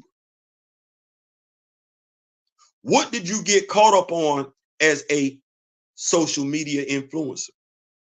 That you didn't hear the entire message from Recast T'Challa. You just heard what you wanted to hear. And this is why you don't go to live debates. This is why you can sit back on social media behind the cover of your smart device and type whatever, because you never have to face public ridicule, having a conversation, having a debate, live audience with somebody who's knowledgeable about not only the Black character, but Black American history. You don't want to do that. It's pretty similar here in South Africa. So, okay, you cannot Americanize African culture. Boy, I would never try it. Not tell him it's in the building. I would never try it. I ain't listen. Everybody mad at me. What's going on, grandmother? I'm not finna do that. I was 12 years old in 1966. See, my parents hadn't even met. My parents hadn't even met in 1966. Ron J, as I told you before, Theo, Emmett Till was my mother's first cousin. But we're going to keep telling folks like Mr. Ray Smith and Grand Madam Tarot to wait, and we're going to say it with a straight face. And I ain't going to lie. Every time somebody look like me say wait, I'll be looking at y'all like, I'd be so disappointed, because I'd be like, damn, here you go. Like that's, no, honestly, that'd be my mindset. I'd be like, damn, here you go too. That'd be my mindset. Damn, here you go too. I thought we had us a real one, but nah, you finna do it too. Damn. It's lonely out here in these streets. That's why I feel disappointed and angry when I hear young folks talking as if they have arrived.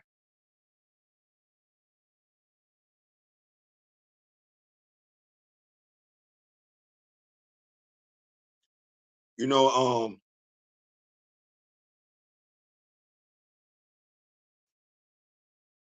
I'm mindful of that. I'm mindful of the fact that there are those who got here before I did. And I just want to say to y'all that I'm thankful for the wisdom that y'all share. Now, it might be easier for me to listen to older people as an older person. There's some younger people, because my great aunt was my babysitter. Ain't I is what we called her. Ain't I, my great auntie, not that great auntie, that's what that was. She was my babysitter. And Big Mama, that's what Roni Butler, that's what we call her. That was my grandfather's mother. And he would drop me off. Sundays, I'm finna take Gerald over my mama house and we finna sit for a minute.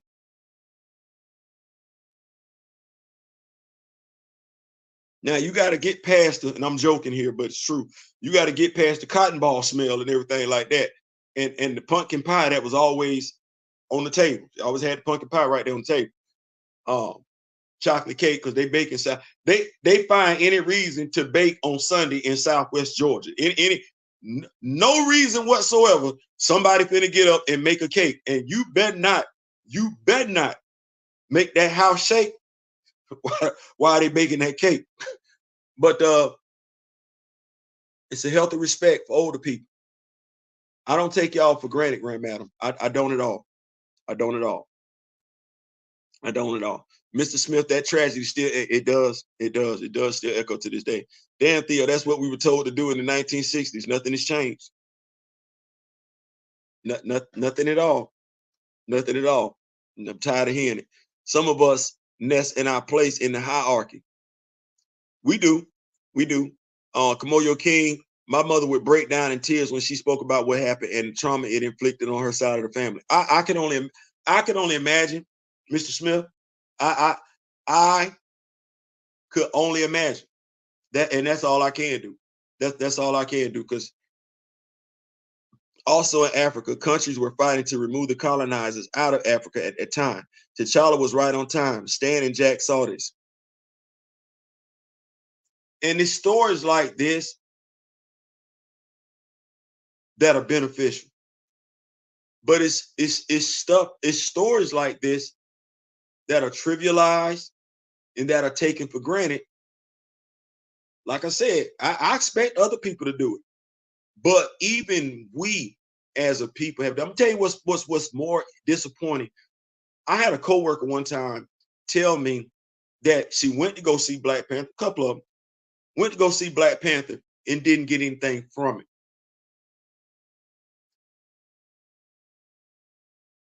I thought that was disappointing. I thought that was disappointing. You know what I found to be even more disappointing and even more alarming? There's an entire Black Panther cast and crew that have been in 2 Black Panther movies. And if you listen to how they talk, even the ones from Africa didn't get nothing out that damn movie.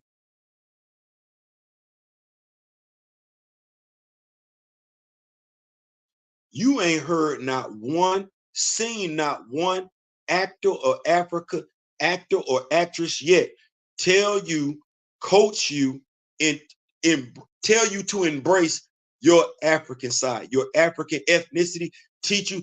Ain't nobody went out there and said, oh, let me start a video series on this. Let me start a video. Nothing. No, they all moved to the next project. Whatever the next project was, they all moved to the only hype surrounding Black Panther was right after.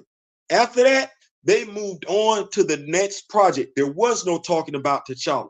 There was no talking about Okoye unless it was to get her own series. Not her role as a Dora Milaje general. There was no let's get Nakia her own. No. That died down right after that. You don't know nothing about the 5 tribes. You don't know anything about African mythology, stuff that me and Grand Madam Tarot talk about all the time. You would think that African mythology doesn't exist. Yes, it does. They went just above and beyond to hide it from you, and you know it, because too many of you itched, griped, moaned, and complained during Moon Night. Didn't see Bass, was trying to figure out where she was. Too many of you itched, griped, moaned, and complained because you went to see Thor, Love, and Thunder and got that much bashed. You're a people and you don't even know who the hell you are. And you only act like you're concerned when it gets put in the limelight. No, you should be concerned 24/7. The African diaspora is real. You don't know? You don't know about African deities? You Black. But you know about Thor, though, don't you? Heimdall is not Black. It's not. It's not. But if I said Inyame, would you know who Inyame was? No. I'm not talking about in the comic books. That's not what I'm talking about. Do you know who Inyame is? And if you don't, you might need to. If you know who Odin is, and you know who Hercules is, but you don't know who Inyame is, and you Black, you need to ask yourself some questions. What amazes me is that folks don't understand that this was not that long ago, that things like this, they'll complain about it. They be all over social media, but they not going to connect the two. Grand Madam, they are ousting colonizers. Now I'm here for it. There you go. I was alive when MLK, see, but we're going to tell folks like Mr. Ray Smith to make the way. I don't know why we keep fixing our mouth to do that. And I know y'all don't want to have no conversation with me. I'm sorry. I know y'all don't, because when I say y'all, I know some of y'all be like, nah, man, Theo's a problem. I'm not a problem. I just like to keep things a buck. When you gonna start waiting? When you get to be in your 50s?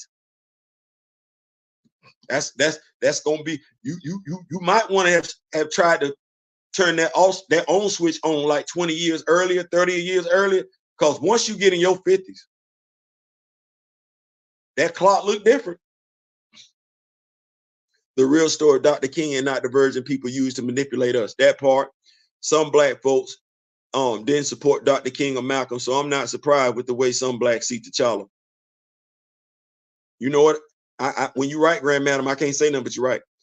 Ray Smith, you as young as I am. I have a grandmother that's 83 years old. She was around during the civil rights era, and she shares with me those times. Listen to your grandmama. She got years of wisdom. Yeah, years of wisdom. That's the issue right there, Theo. Individuality versus a community. Stan and Jack inspired a community, not an individual. That's what I say. I don't mean to hurt feelings. And I know some people like, with Theo, are you saying T'Challa's cultural impact is greater than your cultural impact as an individual? Right now, hell yeah.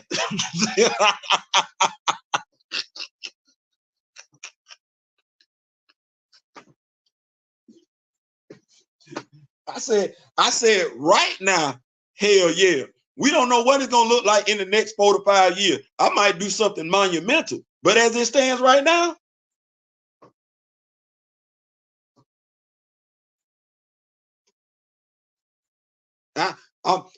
I might inspire a few people to, and I don't even know if I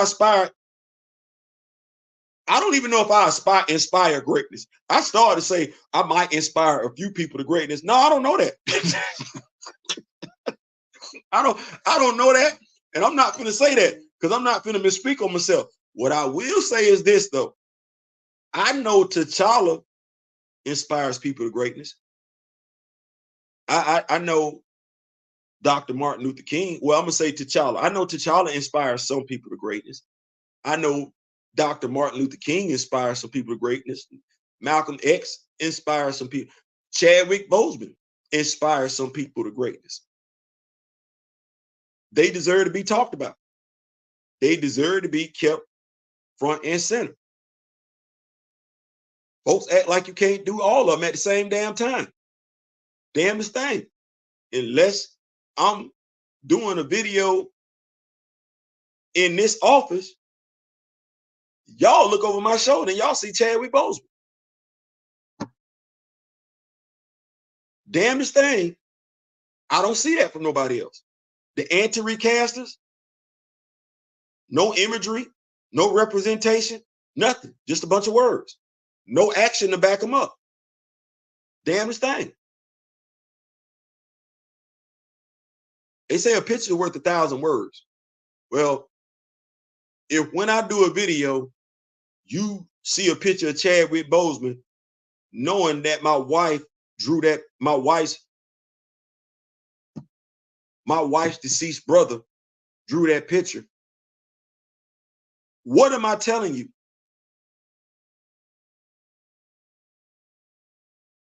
Every video, a picture of Chadwick Boseman drawn by my wife's deceased brother. In every video with that picture, what am I telling you?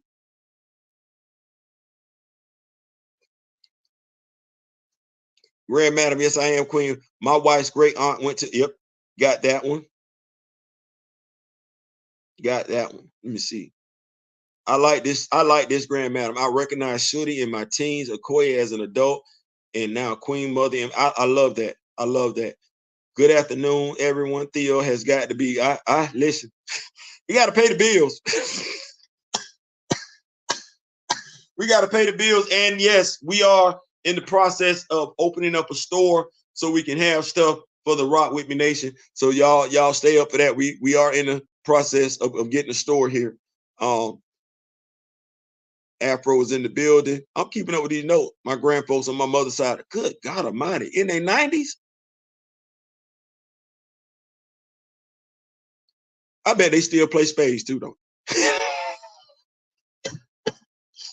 I couldn't imagine seeing some old people at the spades table. I know damn good and well, yo, I knew I shouldn't have played with you. Your ass then reneged on the boy. My boy just drops a sign. If you know me, grow me, sharing this carrier. Come on, somebody. Come on, somebody. Look at what he did. Look at what he did. We all should have got something from that movie. But we came out in 2018. We all should be fluent in either Xhosa and or Swahili. But then somebody would have needed to have led that charge, right? Somebody would have needed to have went to go see that movie. Maybe one of our professors from an HBCU that wasn't just interested in playing dress up. Maybe one of our language teachers from an HBCU. I say HBCU because I'm not looking for no other school to do that. Maybe a language teacher, professor from an HBCU who went to go see the movie would have came back to the HBCU and suggested our children, our daughters, our sons learn an authentic language from Africa as opposed to just plain dress up. Maybe our Black politicians would have went to the movie as opposed to just plain dress up and would have introduced legislation for our children to learn authentic African languages in either public school, whether it be middle school, high school, and or college. Who knows? Who knows? Maybe one of the celebrities that went to go see the movie and or acted in the movie does a video series where they're teaching us about African culture, authentic African culture to our children. Because I ain't trying to be funny, but we sit up here and we say soul food is Black food.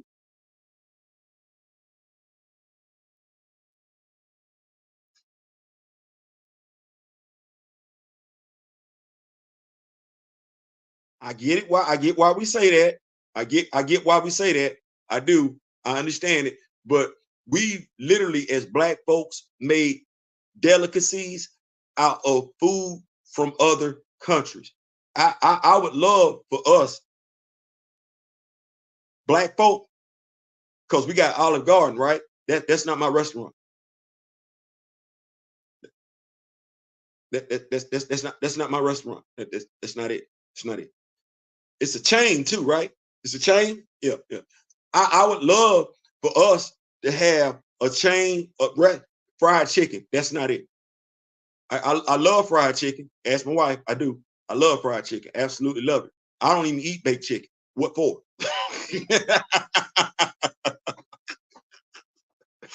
Not that I'm knocking baked chicken. I'm just good. I love fried chicken. Don't bring me no chicken. Breast, wing, because I don't eat the dark meat. I'm talking chicken. I feel like I gotta say that. I'm talking chicken. I'm talking chicken. I don't get in the, don't hit me up. Don't say nothing crazy. I'm talking chicken. Back to the fried chicken, breast, wing. That's where I'm at. But that's not Africa. That's what I'm saying. That's not sauerkraut. That's Germany. That's Germany. I ain't got no African here. Here. Like, you know how they got ale houses and stuff like that? I ain't got no ale house where I got an African drink. I got in my feelings reading Eve Ewing's run on Black Panther, looking at the stuff, reading about the stuff they was eating, and I didn't have access to it.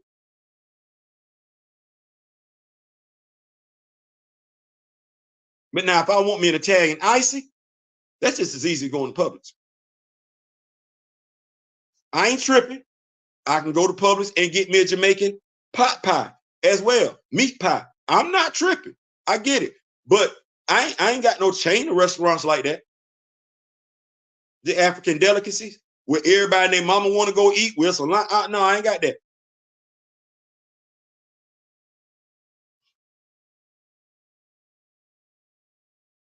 And I do believe, I ain't saying, I'm just saying, I do believe it's more to African dance than twerking.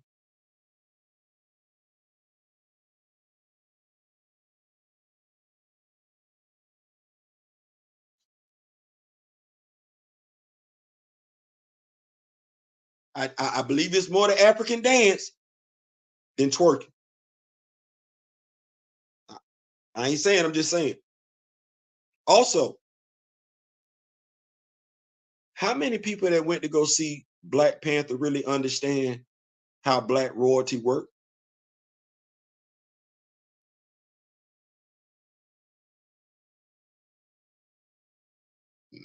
How many people that went to go see Black Panther learned about Black kings and queens in Africa?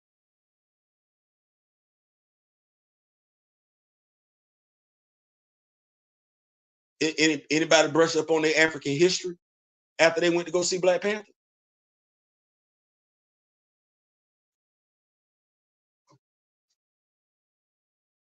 You know how we got the Woman King Project? Did you hear anything about that Shaka Zulu movie getting ready to come out?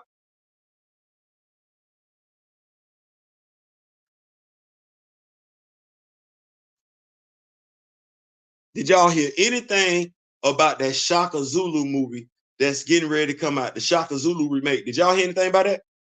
Keep it, Come on, y'all just text friends in New York and Connecticut. They say it's crazy up there. It may be time for me to call some friends to do a little prayer ritual for the country. The energy is off. Crazy.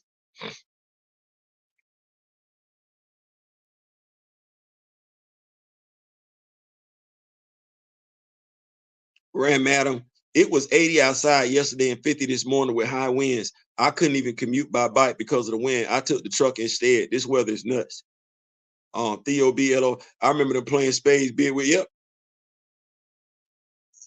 I started to say something, and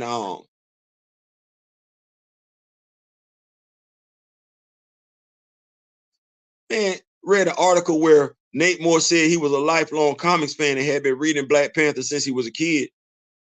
I mean, actions speak louder than words. He ain't like him.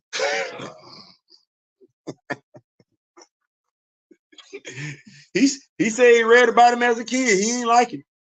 He ain't like him because I don't know nobody that has a chance to work with their favorite character and they kill that character off. I don't care who the actor was. I don't know nobody doing that. Because think about it. You knew the character before you knew the actor. You getting rid of no, you're not doing that. It sounds good.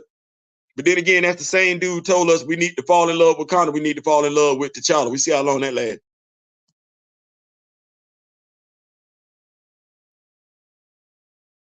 He said the DMV, we lost the Key Bridge and the rivers are rising over here.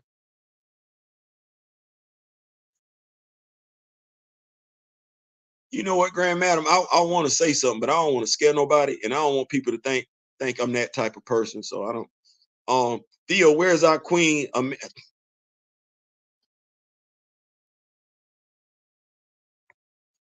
Theo, where's our Queen Amanera's movie at? Man, good luck with that one. Kamoyo Kid, I'm gonna have to rehearse how to say this a few times.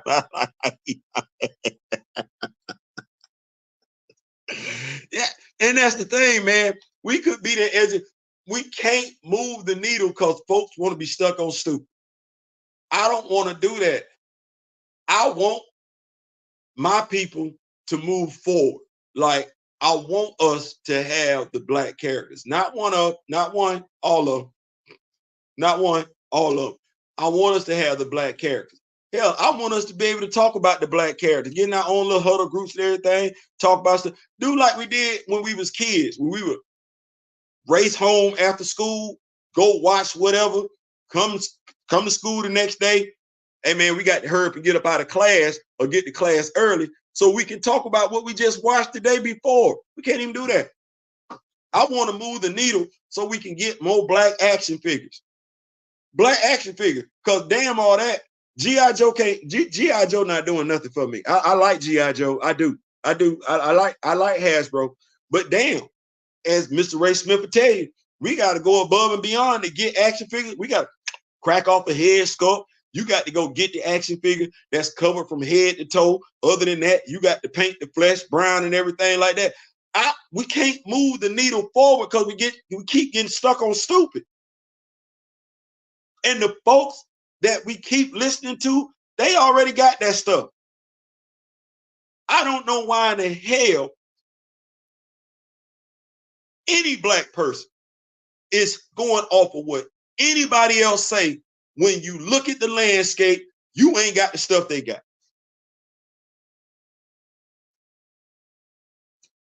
I don't know why. As many Black Panther action figures are out there, it ain't as many as they got Iron Man, Spider-Man, Superman, Batman. Why you got so much to say about T'Challa? And if you ain't got that many Black Panther action figures in comparison to the male action figures, then what do you have as a black woman? Who you got? You got one Misty Knight action figure. You got 3 Monica Rambeau action figures. How many action figures is that? 4?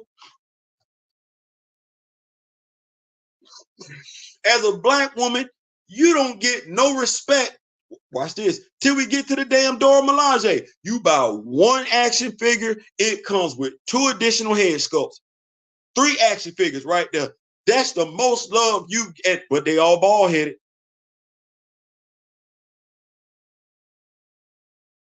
They all bald-headed. That's what you get.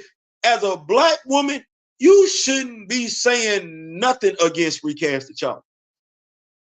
Recast T'Challa is the reason why you got a Griot Shorty action figure. It ain't nobody else. It ain't nobody else. If you a Black Panther fan, Recast T'Challa is the only group that has a David List Black Panther. That's it. You not getting it from nowhere else. Ain't nobody even talking about the Man Without Fear, Deadliest Man Alive. That being the case, why are you as a black person, a so-called I'm black and I'm proud, listening, checking for anybody else when it comes to this character? If you black and you gay, why are you listening to somebody else? You ain't got black and gay in New York. You got Miles Morales in New York. You got the Prowler in New York. You got Luke Cage in New York. But what you do not have is you do not have black LGBTQ representation like that. No, that's only going to be found either in the X-Men, Prodigy, or in Wakanda. Pick somebody, because there's a whole bunch of gay people, LGBTQ plus, and they handling their business in Wakanda. No, these aren't stereotypical like people want to portray gay people. No, these gay people that'll whoop your ass. If you're a black member of the LGBTQ plus, I don't know how you got anything bad to say about Recast T'Challa, Black Panther. I don't know why you don't want T'Challa recast. But I'm looking at you sideways because you got all that. If you like mythology, I'm trying to figure out why you ain't got nothing to say about Recast T'Challa. You should want that. It's black mythology right there. Come on, your king. Oh, yeah. You got to sound like a keyboard and sound confident with it, but we're going to get it right. Griot Shooty was a nice part of Colts run. Yeah, she was. So overball doors, like, why limit the wealth of American hairstyle? Right. Right. What Steve will say? Nate loves taking credit for bringing Black Panther to the big screen, like that originated with him. But T'Challa was teasing Iron Man 2 before Nate was hired. Come on, somebody. Come on, somebody. Come on, somebody. That's why I be like, brother, you putting too much on it. Like, you can't say nothing to me. I don't know why he still got a job unless that's, well, yeah, dude, because the plan was already in effect. $1.3 billion decision in a matter of minutes. Just think about that for a second.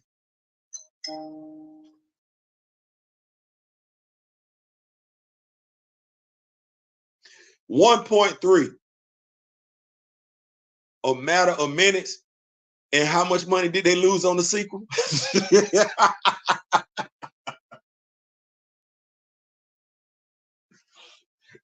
How much money did they lose on the sequel? Because you made a decision in a matter of minutes. That in and of itself should be enough for him to get terminated. But hey, what do we know? But yeah, keep it with these notes. So over, let me see here. Jon Favreau on the Iron Man 2 Blu-ray commentary, he mentions the studio was developing Namor and T'Challa, Atlantis and Wakanda on Nick Fury's Shield map. Yeah, the thing is that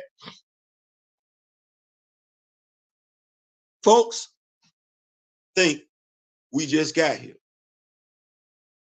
That scene, Steezel, well, what MCU fan ain't seen it?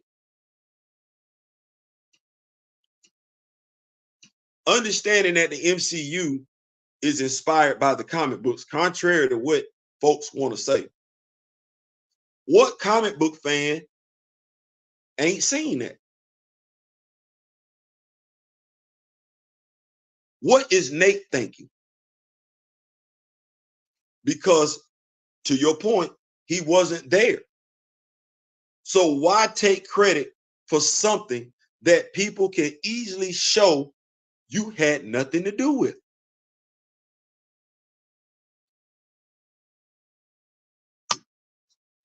Boggles the mind. Boggles the mind. But just like when it comes to Black folks being against this character, boggles the mind, all things considered, when you understand the historical context surrounding this character. I don't expect anybody else to give two damns. I don't. But when Black folks who act like they care understand the significance of the civil rights era, act like they don't understand the significance of this character when it comes to the civil rights era, when it comes to the people that were being afflicted during the civil rights era, that blows my damn mind. So if you've come across this video today, just understand when you make comments, you're a Black person and you make comments about T'Challa, devaluing the character, the significance of the character. When you tell folks to wait and you're a Black person, just know I look at you sideways I look at you side-eyed as a fellow Black person. You need to check yourself, because clearly there is some cognitive dissonance going on, which is why Black people in America today are still fighting for stuff that their forefathers already died and fought for, because we can't be consistent. And we lack the intestinal fortitude that they did just in the 60s. That's a damn shame. And that's an indictment on Generation X. So if you find yourself to be a part of Generation X, like myself, do better.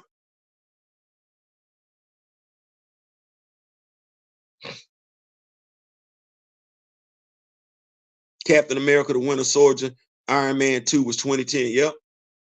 They lost that $500 million they made in the first film, plus an additional $250 million on the extra market. Listen, and I got my Wakanda. You got your Wakanda. Gray building up his Wakanda. Steve's got his Wakanda. I think Miss Keita got, Miss Kent got, everybody got their Wakanda. So it ain't what, go back for what? Like, you going, and maybe that's what it is. They need it so they can have it. I'm of the mindset the folks that's chirping at Recast T'Challa ain't got Wakanda in their damn house. That's why they going so hard in the damn paint. I keep telling y'all, Recast T'Challa, Council of Wakanda, Black Panther fan group, Rock With Me Nation. We don't need that. We don't need none of that. All of us, by and large, own the Blu-ray and or DVD.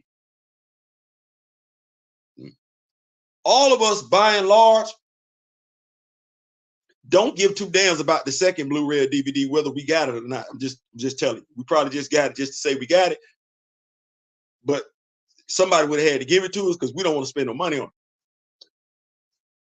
But ever since Captain America Civil War, Black Panther merch has exploded. And if you a diehard Black Panther fan, we've already gobbled it up. We don't. And some folks already had stuff. Mr. Ray Smith, my brother D Real and everything like that. They already had Black Panther stuff overflowing in their basement and the attic and stuff like that. We don't need we don't need the cartoon. We don't need the cartoon.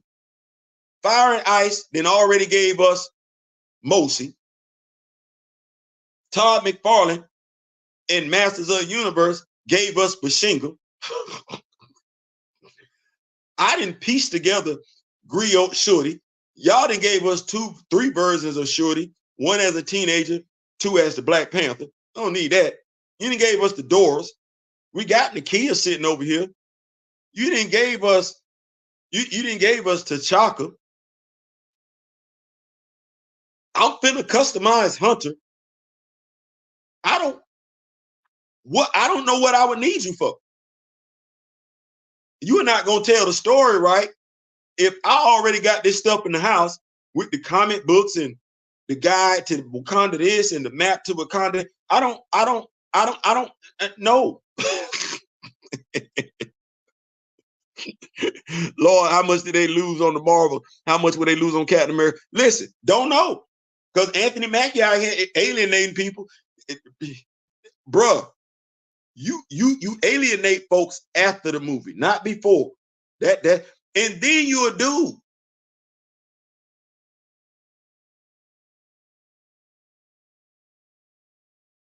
You really want to alienate the female fan base?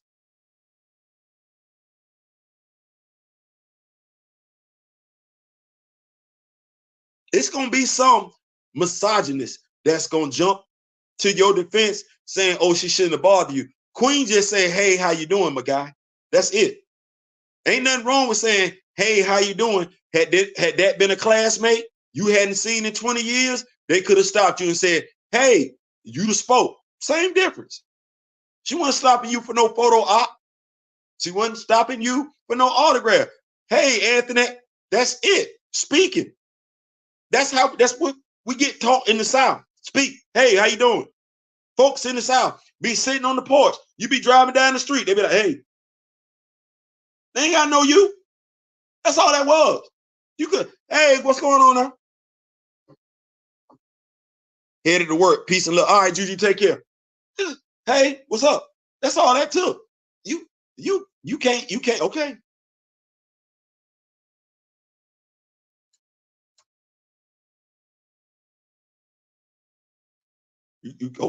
I'm just, hey, you like it, I love it. It's on you. It's on you. But listen, I'm out. I'll be back 6:30, 7 o'clock. What a week it was, Wednesday. We got some topics. I'll go ahead and get them out the way. I'll be posting on YouTube. I think I'm gonna say not YouTube, Twitter. Recast T'Challa comes under fire for the umpteenth time.